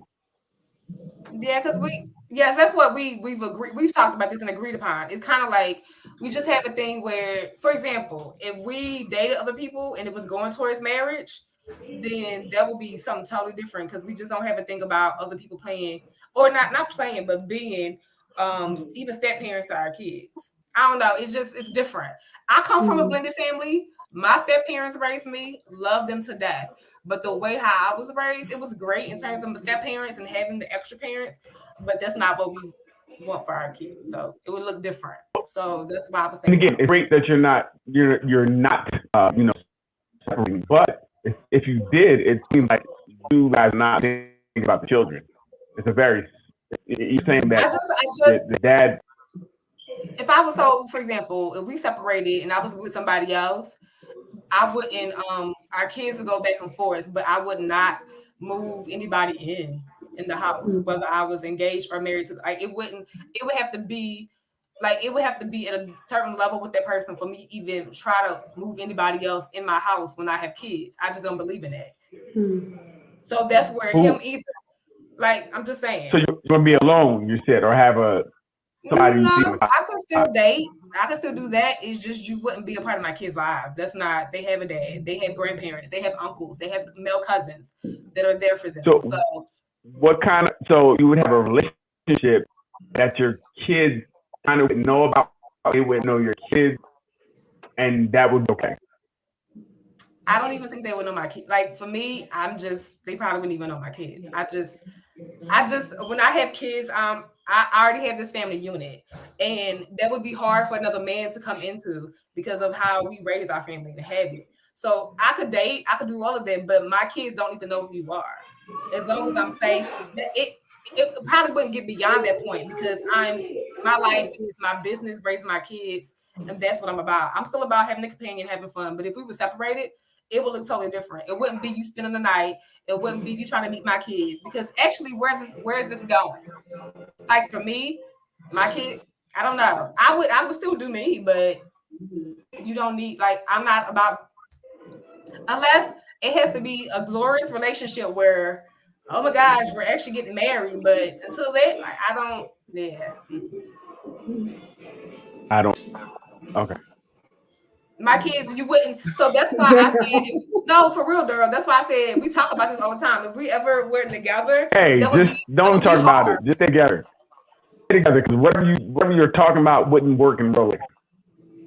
It just wouldn't work in real life.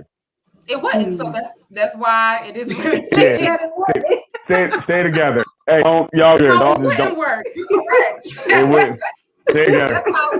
That's how we think. So it wouldn't work. You're right. Now that's a difficult conversation. Hey, we can kick it, but you No, that never come to is. my house unless my kids aren't there. You never meet my kids, and if we get married, we may have to live in different houses. Well, you know what? That's kind of the conversation that a lot of single moms have. Like, you can't spend the night. My kids can't see you come out of my room in the morning. Right. That's up to a point. That's like the first, 6, 7, 8 months. After that, the kids have seen you and we serious. Hey, little man, pound, right? The kids see you like Ving Rhames and Baby Boy. Oh God! Yeah, right. Hey, you want some breakfast? No, don't. my son would be like, get this mofo out. I just thought about people do what they want to do, but in terms of moving somewhere, like having some with my kids. So now, what do you do in that situation where your son does see something that, if you said, now he's like, oh, what's this man in my house for? And now they're kind of at each other. What happens? I don't know, because they wouldn't be in my house. With your son? You side with your son? Do you side with the man? What do you do? Like in the baby boy situation, what do you do? First, you with the baby boy, then with the man. How would you handle that situation? I don't even know what I would do. That's hard. The way I've the same thought process in terms of this and the kids. I've been like that before I had kids. I just always thought that way. I don't know. Maybe it's how I grew up, but I'm just they wouldn't be in the house. I mean, you say that now, but somehow Dick allows things to happen that you said wouldn't happen. He did just say that. Yes. Yes, he did just say that. I don't even know what you said. Right. They don't call it a magic stick for no reason. She's like, listen, I ain't never doing this, and just keep it down.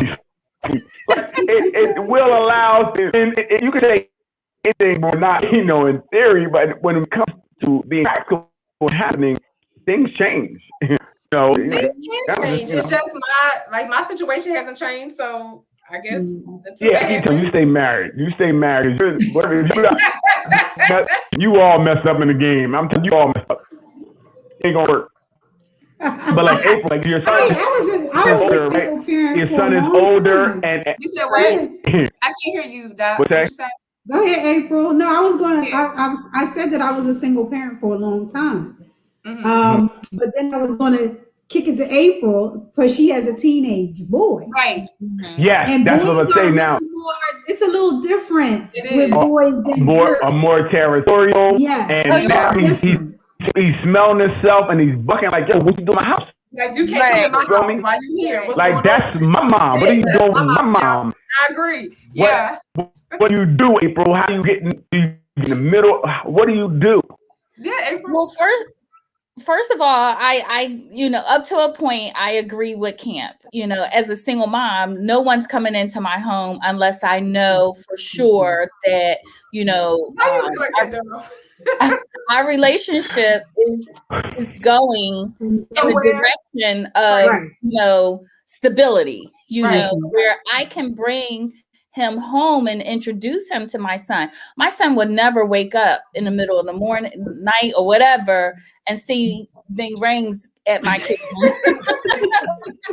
Again, listen, it's easy to say now, but that good dick will have you sneaking in the house and forget that it's 5 in the morning, 6 in the morning, and your son, we smell like it's a man in this house. It just wake out of sleep. Like, wait, what is going on, mom? I get what you're saying, but I think it says something about like keeping it separate until it gets to that point, like April said. Yes, until it gets to a point. Introduce them to my kids. Yeah. Right. No.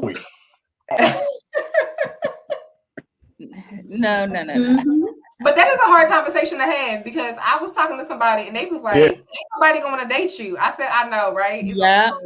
I mean, it's a hard conversation for the people you date, and it's a hard conversation to have with your children because you're still a vibrant woman, even though you're a mom. Right. No, but see, you're perfect to date.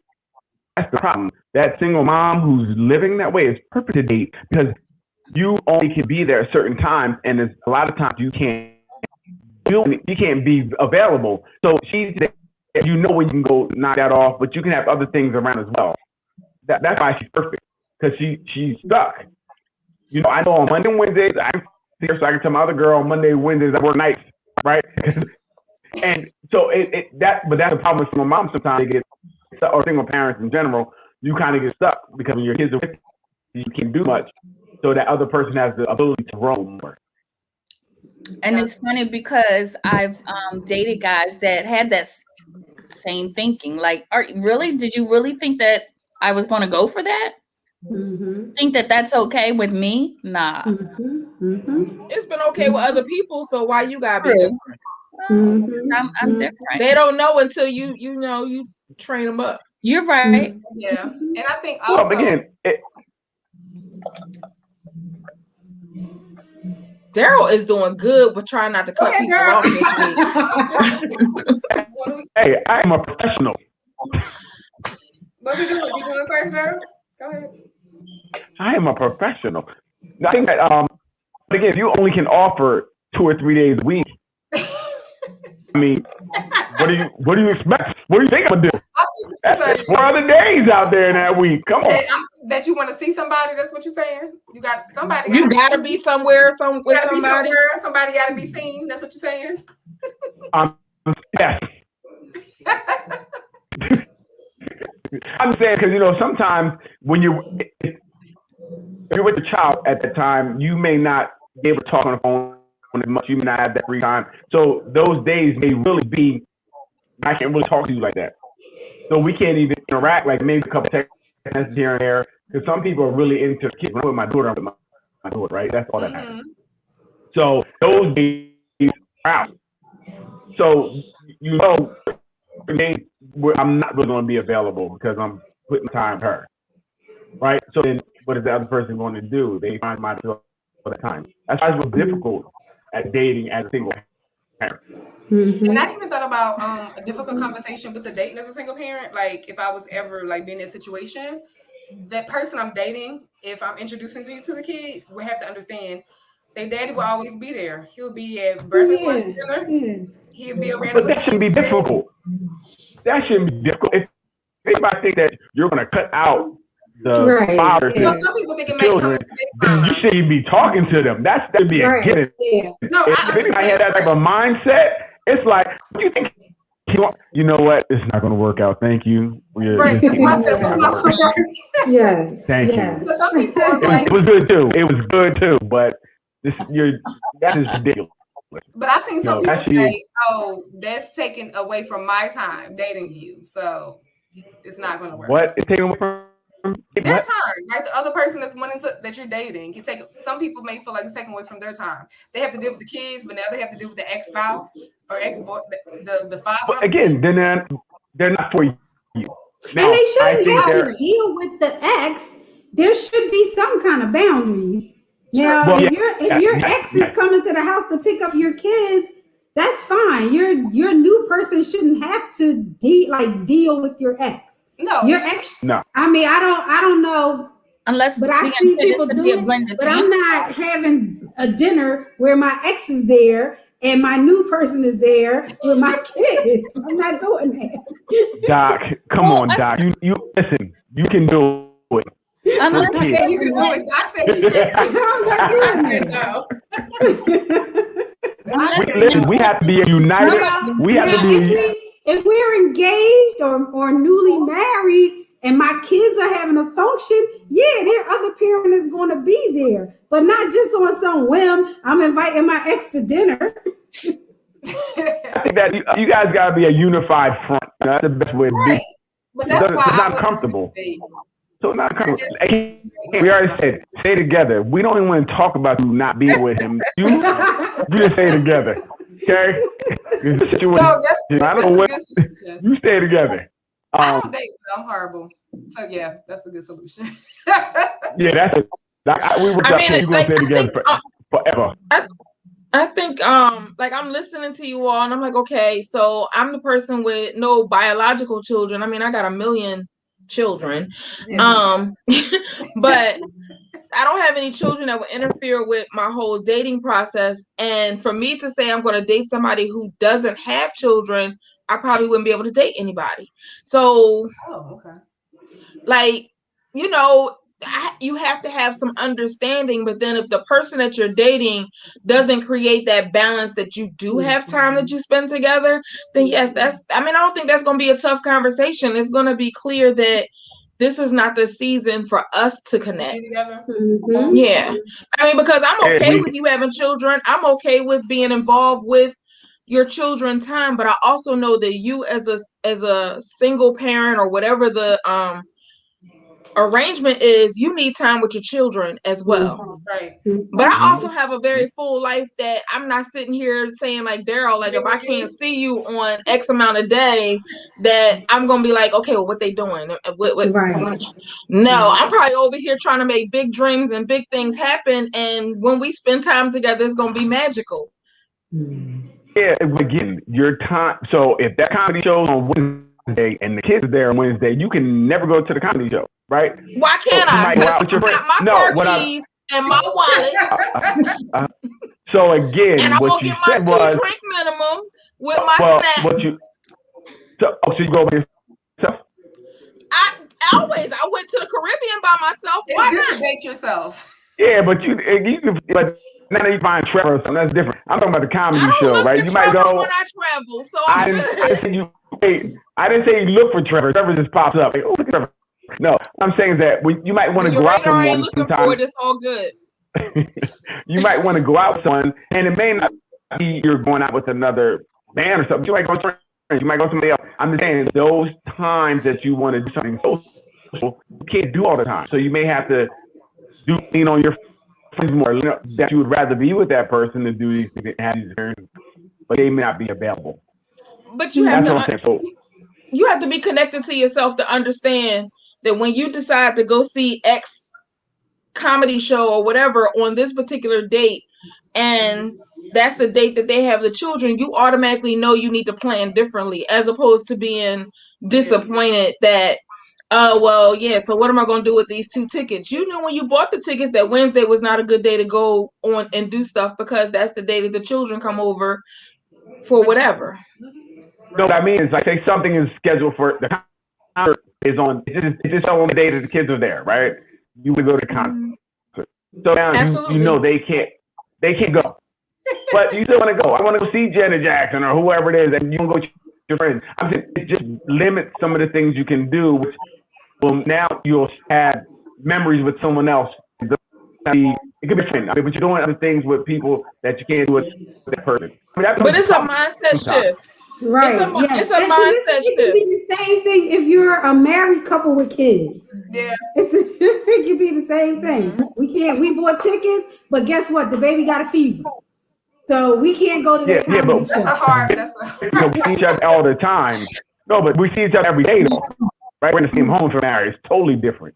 Right? It's totally because we have an interaction that keeps us together, as opposed to space and time, and we're only seeing each other, a few times we ever work, depending on the schedule of what's going on, right? It's very, very different. And I know for myself, because it's days that I just can't see anybody, and the days that I can see someone. So some days I can't go do certain things. Like, even like this weekend, we're going to go to, hey, I got to do that. I can't go. I mean, I can't do that this weekend. I can't go. So you miss out on everything. And then that's when the conversation changes in the relationship. Yeah. That's when the conversation changes in regards to the relationship, and not necessarily in a negative, conflictual way, but like, is this the right time for you to consider dating? Like, because you have a lot of commitments that's happening between you and your child, and trying to do this dating thing at the same time, like, it just doesn't, it may not always work. Yes, so Neil. Yes. I'm gonna date in 10 years. That's when she'll be 18. Is that where we're there? No, we're not there. So did I ever hear a babysitter? I don't leave my daughter with any and everybody. So no, I don't really use babysitters. It don't have to be any and everybody. Right. It could be your doctor friend, cousin. I'm pretty much I'm with you, Daryl. They have to go through a very stringent application process. I just don't trust anybody, right? And it's weird, I don't. So I don't leave her with anybody. Especially what I do. So you see it all the time. So I just be bugging. Like in my head, I'm like, it's not healthy though. I just be tripping. So I have a hard time leaving her with anybody, because I the job is messed. I ain't gonna lie, messed up.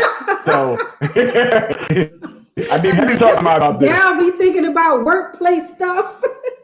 Absolutely. Even right now, she's upstairs. I'm like, at a camera where I can see what they're doing because I just tripping. Like, it's real. I mean, I don't trust anybody. You understand what I'm doing for a living? Family members are usually culprits. Usually somebody you know. Yeah. So Thanksgiving 30 years later, it was he did it to me. Like, what? Like, no, it's not happening. Take them with us. Right. How about that? And then there's we've done stuff. We've taken kids on our date, like our kids on our date sometimes, and now we don't necessarily have to because our kids are older. It's not really a date if it's a family. I mean, we had days. Wait. You want a family outing come to the date? Hey, we going to Chuck E. Cheese. It's a date. I remember when we wanted to go out, we couldn't find a babysitter. We went to go see a movie, and he went right with us, and it was good. I mean, it was actually a date, but it was good. Now, okay. So let's talk about that. Would you do that? Then you like to introduce people to our children. I'm a certified teacher. Teachers go to the time. You don't read. It's you certified teachers. What you do about? Would you take your child out on a date with you if you're dating someone?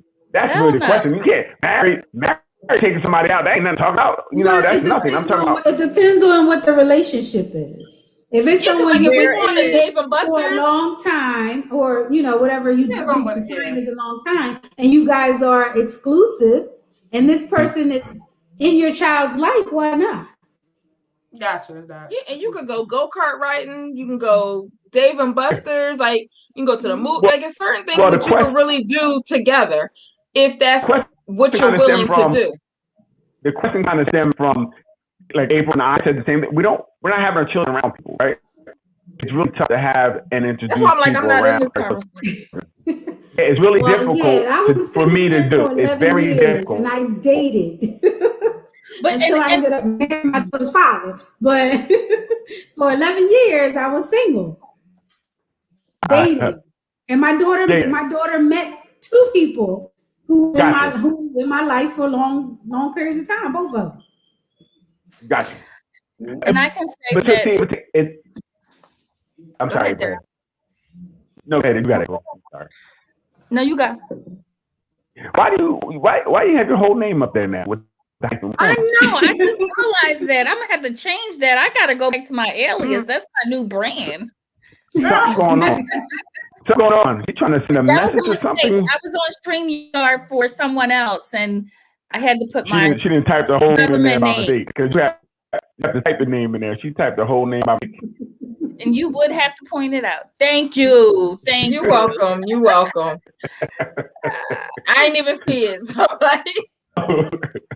So but no, I mean, I do follow I don't have a whole bunch of people. I don't have anyone actually come into my home or introduce my kids to. And that was, my daughter's 23. She'll be 24, from the age of 11, 12 on till now. So it's been a long time. Right. Exactly. It's been a long time since. Wow. It's been a long time.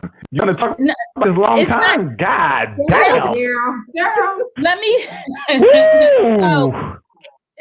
let me finish. What have you been doing? It's not that I did not date. It's just that I didn't bring anyone that I dated home. And I did not. And I did not want to. Get into a serious relationship because, like Joya, my kids, despite, my relationship with my ex, they have a father, so if they're going to build any type of relationship with another man, it will be him first. Whatever problems we have, we're going to try and work on those so that they can refer to their dad first and not to the stepdad. But go ahead, finish. Then I want to ask a question. So, but I also see, from with me, that necessarily didn't have to be that way. I could have dated, I could have invited, or opened myself up to someone, and I probably have missed several probably, but I just wasn't willing and open to do that because I just wanted to protect my kids, first, and I put myself secondary, which also is, like I said, it's unhealthy. It's unhealthy. I learned that. She was out here just using men out here. She's like, I didn't really want nothing serious with them. But when I was married, I did the same thing, with when it came to finding even his mother-in-law. I mean, my mother-in-law lived with us, and I did not want my daughter babysat by another family member. I just wanted to protect my kids and make sure that those things did not happen, or I did not give an opportunity for those things to happen. So I totally understand everybody's perspective, but I also know that it caused a problem in my relationship with my ex, because we did not make that time, or I did not allow myself to make that time. I did not have that trust in his own mother, to babysit. I mean, she did, but it really made me uncomfortable. So it made our dating and our outings out together uncomfortable, because I'm anxious. I'm wondering, is my daughter okay? All these Absolutely. other things that's going Absolutely. on. So that Yes. created, conflict between us. So I understand, but I also understand that it's not healthy to remain in that place. Gotcha. Yes, yes. You're such a good mom, April. No. That's what Ruth She was said. out there Oh, hurting men. okay. She was out there Oh. hurting men. She's a good mom. Yeah, Good mom, but a bad woman. Dater. Without a purpose. Daryl, Dating without a I was purpose. going to say that, She was having your dating without a kids purpose. have a you're right. relationship I with was. someone else doesn't discredit the relationship they have with their other parent. It True. does not. No, not at It all. does not. It doesn't. I just I mean, I was It's raised by. I had both of my parents. They didn't live in the same home, but from the time I was about 6 years old, I had a wonderful stepmom. I did Didn't too. take away the love of my mom, but she was wonderful. I mean, I loved her dearly. So, it doesn't take away. Your kids could love everyone. Right. well, Right. the way And different in moderation. Yeah. Well, I don't even know about moderation, because I wouldn't say that my love for my stepmom is different Not than for you. Yeah. Yeah. I'm not Yeah. saying that. Yeah. I agree with you, Doc. It's just And we've had so many step parents and so many step grandparents. We got a lot. Let's put it like that, because parents have been married a couple of times on each side, so we have a lot, and we have a great support system. But I love a blended family, but how I grew up and how he grew up, that's not what we set out how to raise our kids. So we are saying you stay married, because if you don't, if it don't work, it's trouble. I don't know what's going on. It's going to be trouble. April over here dating with her the last 10 years. She said, April, I can't believe you. You only know what she allow you to know, though, Daryl. Thank you, Mary.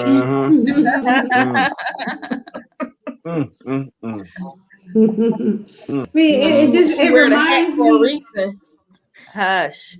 Oh, sorry. it reminds you of what? Doc? And I was going to say, it kind of reminds me of when you're the kind of parent that does everything for your kids and don't allow them to learn to do things for themselves. Because then they become dependent. Shut up, Daryl. They become dependent. So when they leave your house, who's going to do all the stuff for them? They have to depend on somebody else. Me. They're gonna depend on you. So hey, I'm still gonna do it. Can you make my doctor's appointment for me? Yes. Yes. That's what you're doing. It's on the 24th next month. Look, I just sent it to your phone. It's in the I definitely do what you're saying. I added it to your Outlook calendar. It's texted and I emailed you. I do get what you're saying. But luckily my kids are independent, thank God. It does become a challenge when again growing. I was a helicopter mom, for my daughters especially. Yeah. And it does make things a little bit, or it has made things challenging for her. When I've done so much, and now it's like, okay, I have to do this on my own. Or I like now I'm at a point where it's like, okay, now I gotta push the birdie out the nest. Like you have to do these. What? No, I mean not. No, I mean, and I mean that, and figuratively. I'm not pushing ever. Okay. And I was the same way, April. There was things I was kind of the same way. There were things like I wouldn't let my daughter do on her own, but then there were things that I would make her do, like call and make her doctor's appointments, and stuff like that. But it took a while before I would let her walk around the corner to the store. She would have to take a walkie-talkie and talking to me. Yes. Why is she walking by herself? Why is she walking by herself? Because she had to learn. She had to learn. I know it's me. I know I'm the problem, but I can't help it. And we're gonna walk together. She was the only one in middle school with a two-way pager. Because I would be like, checking up on her, but I not still the two-way pager. Okay, she had a two-way pager. Chirp. But that was my way of allowing her to be independent while I still had self-control. Right. Yeah. Well, I do allow my daughter to be upstairs when I'm downstairs, so she has independence. Okay. Look, see that? Different so too, Daryl. So when she gets older, as she gets older, you will begin to allow that No, space. he won't. No, he won't. No. Sorry, my daughter, and it's bad because my daughter knows. Like, they ask her questions like, "Hey, can you come over to my house?" My dad's not gonna let me go. Cause I don't trust anywhere. Like anybody come here, the kids are always here. Yeah. You see the kids always here all day. You come here, anybody come here. I have everything you can imagine upstairs, video games and TVs and everything you can imagine. So she had fun here. This is the fun house. That you ain't going to nobody's house. Yeah. I just say I let my kids have as much freedom as my confines allow. Mm-hmm. Yeah, she's free to go to her own room. She's free to go to the living room, kitchen. There's cameras I have cameras in every room, so I can see what's going on. I don't. But she's free. Oh, I do. I watch every day. Turn the camera on. I allow them that is not free. I allow them to go to Walk the Wawa, Dunkin' Donuts, make. Ooh, Walk the Wawa. Ooh. Not in Jersey. Yeah, we ain't walking nowhere. Gotcha, but I allow them to do things, and that go to the library, they. I saw this kid today. He was really small. He had to been 7, 8. Oh. And he was just walking to school on his way. I said, "Wow, man, I'm definitely not doing that." I saw a video where it was an 11-year-old girl waiting for a bus stop. You see the guy drive by, drove by, jumped out the car, and tried to grab her. She fought. He gave up and jumped back in the car. Right. And that's all I see. That was God telling me never leave her alone. Right. I understand. I understand what God was saying. I got you. I heard him. Don't leave her alone. This guy just jumped down and tried to abduct this girl. Bugged out. Wow. I saw that video. Yeah, but So your kids get to the point where they're like, they want to try things on their own. I had one I now. told my daughter she can try whatever she wants and where she wants to go. Whatever you want to try, we'll do it. I'm here. I'm here. Wait a minute, why we? Yeah, we? I'm here. Like they speak in French. That's what we're doing. I don't get too much pushback. My kids say they chill.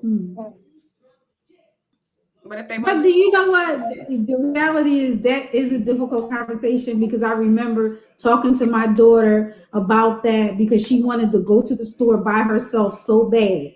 Mm-hmm. And I had to have that discussion with her about, the dangers of being a kid outside by yourself. Mm-hmm.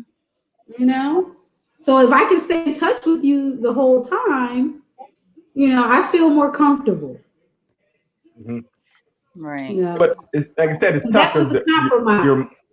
your mind plays so many tricks on you. Like I said, you really are disabling your child by doing that. Like Yeah. I know this, but I'm in good health, so I should be around for a long time. So she'll be good. Stupid. By the time she's 40, She's gonna be give able to it be on to her you, own. Daryl. Said by the time she is 40. She said he By the time she's 40, I'm telling you, when my daughter went away to college, it was so hard. I mean, I don't know how many texts I sent her saying I'm on my way up there. Right? You give me anxiety just thinking about that. And my daughter's 8. I got anxiety just now. Whoa. What college we going to? I'm not sure what college we're going to. I want my child to live on campus, but I keep saying he'll commute. I had a girlfriend who was fearful of her daughter. Right, that might not be what he wants. I had a girlfriend who was fearful of her daughter going away to college, and like I said, no, your daughter and her daughter was so like, I'm ready to clip the wings and yeah, real quick, and was so independent, but she was independent and capable of doing stuff because she had watched her mom. But her mom was like, no, I still gotta be the helicopter, so I'm just gonna stop teaching where I'm teaching, and I'm gonna relocate to teach where you are. They need teachers everywhere. her mom, see the difference is her mom knew the perils of that freshman year of college. She didn't know. She thought she was ready, but she wasn't ready. Well, listen, her daughter, this daughter in this girlfriend relationship, her daughter has lived in the UK as a part of her 4-year college situation, and then went to Paris. And like now she went to school somewhere in New York from DC. So that was the distance that she went away. But she had these abroad experiences, and her mom was like on anxiety. I'm on anxiety just thinking about it. And like it was an emergency that happened in her freshman year, and this is a friend of mine from dance community. So she was something happened freshman year in New York. So she's like, I'm in DC. I got to get either on Amtrak or on the expressway to drive. And thankfully, in the dance community, she was able to put a post up. Anybody in New York can get to my daughter closer. And somebody stepped up to the plate to give her that ease that she needed in like a 20-minute hour, response time versus her. And that helped out in that first emergent thing, but she grew to understand her daughter trying to clip the wings, because like her daughter has graduated now, and I don't think she in the United States. I mean, I remember my daughter would say to me, why when you don't get in touch with me, you think I'm dead in a ditch? And I'm like, because people are dead in ditches. I mean, I remember one time I didn't talk to her for like 24 hours. I don't know what was going on. She was in Baltimore. And I started looking up news stories about what's going on in Baltimore. And they had talked about they found a girl in a Burger King bathroom, a young woman. When I finally got her and told her that, she was like, Mom, I don't even eat Burger King. You know that. But you let your mind run away with you. Yeah. And crazy, because I've been looking up stories as I was driving to Baltimore. I just think I'm not I'm not on the way. Yup. I gotta come save you, baby. Yep. Out of Baltimore looking for you. That's right. And that's funny. I'm trying to get out of that frame of mind, but like I said, it's tough because it keeps it there, right? I just keep seeing these stories, and it's fresh on my mind. And I'm like, well, it's not gonna be mine if I can help it. So I just keep her in the house. Where we go? We're together. Daryl is gonna take shock. No, he's gonna have to be shocked, just like I was shocked. She's gonna do it, and you're not gonna like it. Where she's gonna go away. This will probably be when she gets older. April, why are you cussing at me right now? Don't cuss. I don't know why you're doing that. I'm just letting you know. It's gonna happen. I'm letting you. It's gonna happen. I don't want mine to go away, but he will. I know he's going to go away. He's going to go away because I was like that at 17. I was done. I cut the wings and I ain't come back. So I know he's going to kind of be like that. He's going to do his own thing on life, and I just got to be ready. See, your parents let you go. It's different. Oh my gosh. I'm like, when they cut the wings, give me them scissors. Put them scissors down. We ain't shit around here.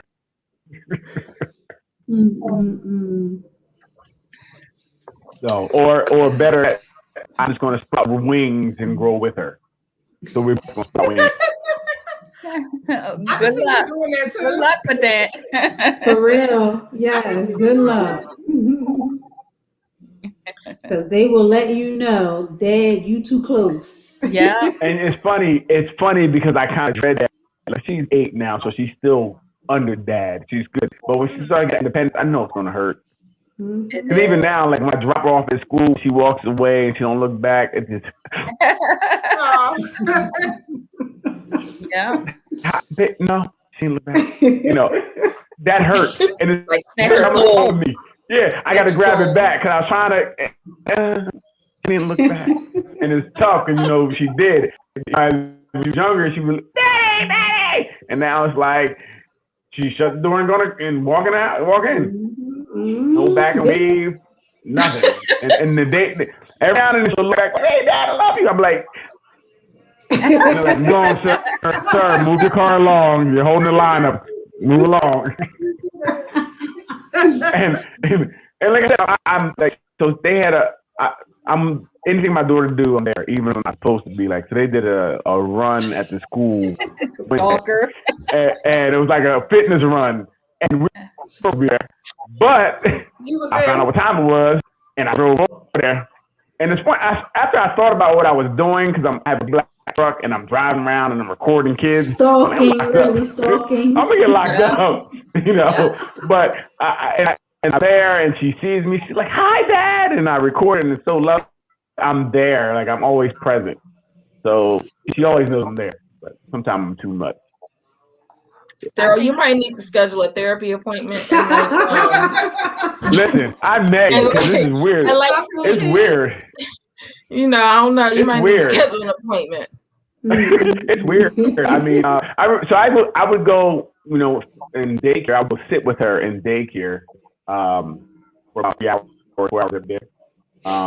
Every day I would go and sit there. It was like I was sat there. But as she moved up, like in first grade, you can't do that anymore. I didn't know. They've been there for so long. So, it's about we're getting there, going to their desk. I'm going to my spot, and she's like, "Well, Dad's going soon." And I said, "No, Dad is not going to leave soon." She's like, "No, Dad is." It's not. Why? You can't be here. Why? And they made me leave, and I was so hurt by that. It was terrible. It was a terrible day. First grade was terrible for me. Separation is more of my separation anxiety than hers. Like crazy. Correct. So I'm trying. It's tough. Lord, you are in for it. Yes. Yes. Especially daddy-daughter connection. Yeah. Yes. Yes. Really. So I'm trying. Like I said, at a certain point, she's going to, become rebellious and do all these things that almost teens do. I know this, but I don't believe it. That first boyfriend. Huh? I was just we thinking the agreed. same thing. We already agreed that it's 35, so I'm good. Got a little bit of time. We agreed 35 will be the And first you know, boyfriend. based on the field that you work in and your own experience, It's not gonna be that 35 is realistic. unrealistic. Excuse me. Stop cussing at me. Stop cussing at me. My daughter's different.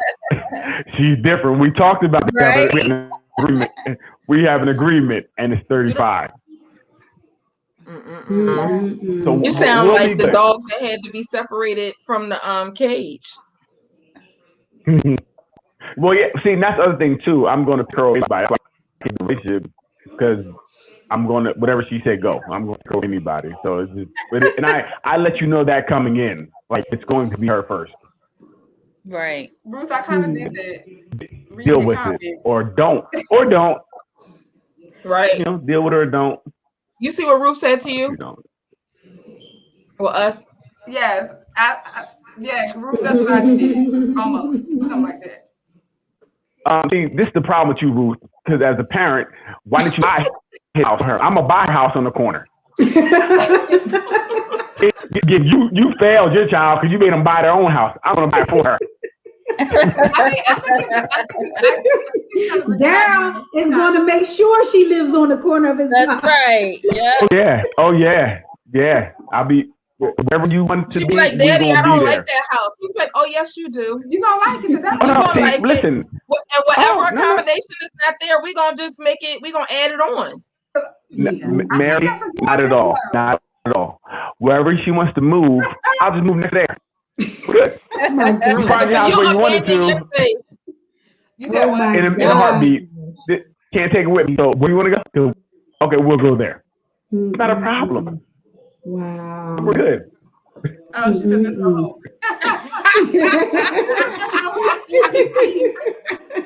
Yes, there is. Yes. Yes, there is. I had to wait. I was right there, Daryl. You'll be okay. You'll be okay. I will be okay because we have a plan. We have a plan. And we talk about it. Speaking French. We talk about it all the time. I'm gonna call you April. Huh? I'm gonna call you when it happens. You're gonna know when it happens because I'm there for real. Like I can't believe this. Yeah. Like you'll be okay. My life is over. My life is over. Well, in your tough conversations with whoever it is you decide to date as a significant other, you're going to have to let them know that when this chapter happens in your life, what life is going to look like, not only for you, but for them. Again, it's not a tough conversation. My conversation is, I know it's going to happen already. We had a conversation about it. We have a plan. 35 is when you're going to have a first boyfriend. So we have a plan. I can tell you that a partner is going to believe that plan is fictitious. They're going to think that that's what you say now, and that it's not going to be the reality because you'll grow to clip the wings. I don't need that unbeliever as a partner. He's not going to clip the wings. His daughter's going to clip the wings for him. Yeah. Right. Yeah. That's especially when she gets some punani that look like his microphone. Oh, Mary. I'm sorry, that was funny. Daryl, I felt that one for you. I did too, but it was funny. I don't even know if I like Mary anymore. I don't even know if I like anymore. I don't know. I love Mary. I thought Daryl felt some type of way about that suggestion. I can't believe. You can't believe I went there? That's yes. That you would even say something like that about. That I would even say, "Oh, I'm so sorry, Angel." I just even know. Even fathers of right now. Angel have needs too. Even fathers of adult women don't want to hear that, man. Ruth, let's not go there, Ruth. Ruth, let's go there. We're not doing this, Ruth. You know what, We're not doing this. My dad gradually talked to me about certain things, but we ain't really go there. Unless he was just springing it on me, because he was good for that. Like we could just be driving and he'd be like, yeah, so tell me about why I saw X. I'm like, well damn, Dad, like you on your way to the airport. You gonna tell me, ask me now? Like that's what we doing. I'm Daddy's daughter. That's what we doing. Listen, my son and anytime I this, my stomach hurts. I know, Dara. I know how you feel. I know how you feel. I It's like, can't. Mary kicked me in my stomach like just we're not now. even friends I'm anymore. sorry, Yep. Daryl. No, I can't believe I thought she was a nice person, and she did I am. that. He is a nice person. I just Oh believe in Until no! she said that. Run it back. truth Rewind the serum. view. Truth serum. Ooh, there was no The truth for that thought. and that blasphemy that you just said. It was blasphemous. That Well, thought. I'm not the only one that mentioned something about how big it was. Oh, look, now she throwing. Oh, Lord. Sure, she's gonna double Oh down my on that. Gonna double goodness. down. Okay. Mm. All right. Okay. The gloves off. I say. The gloves is off. Lord. Would you say love is all? So that means, are you gonna ignore me again? Am I back in the ignore pile? I don't do that. I don't ignore people. I just No, you let don't. it happen. What was I you need a getting ready to moment. say, April? You just do what, Daryl? What'd you say, Daryl? I just need a moment. Okay, yeah, Okay. take your Can't moment. believe Take this. your So moment. what was you getting ready to say, Can't believe it. April? I forget. Because we was talking about big April's the only things. one here. No, No, you were I gonna say you were right there with Daryl. And that he was gonna be Oh, okay.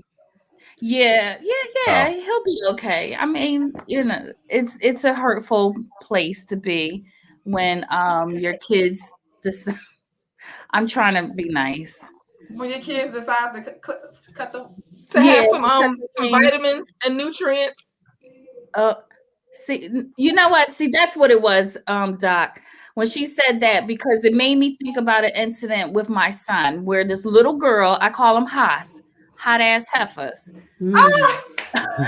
So we were walking, he stands in side by side on the side of me. She had to see me first. And this little girl was his age, but had makeup, her little feet looked grown as hell. And she gonna totally ignore me. And when I tell you the way that she looked at my son, I Biscuit was with like, butter. huh? A biscuit with butter. Yes, Okay. exactly. So With that's honey, why I'm like, honey oh, glaze. she looked like she would, if she was a grown woman, I would eat you alive. One of those things. And Well, the music that they listening to right now, that's what they tell them to do, is to eat them yeah, alive.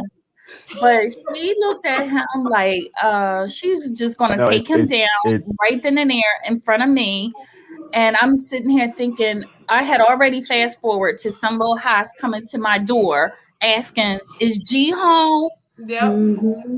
And that moment, that was like a reality moment for me because I know he's in that stage right now. And thank God for the pandemic because nobody can come to my door. But I had to revisit that moment, and wonder like, all right, April, you need to get ready. Are you ready? But just that moment, that incident with that little girl and the way these little girls are, and boys. So I was these kids in general right now, because like Mary kind of pointed out, this music, TikTok, everything is pushing kids to be grown, fresh, and at younger ages. Right. Yeah, because I have XM radio, and today the song, it was a trap song that came on. I can't even tell you what the song was, but the words is not PG-13 on XM radio, and I was like, how what? You want me to swallow what? Yes. But Doc said she wants somebody to spell their name. Doc said what? Oh, I remember. Megan, the Stallion. Doc like, who do you know that I know? What are you talking about? No, we're talking about Megan the Stallion.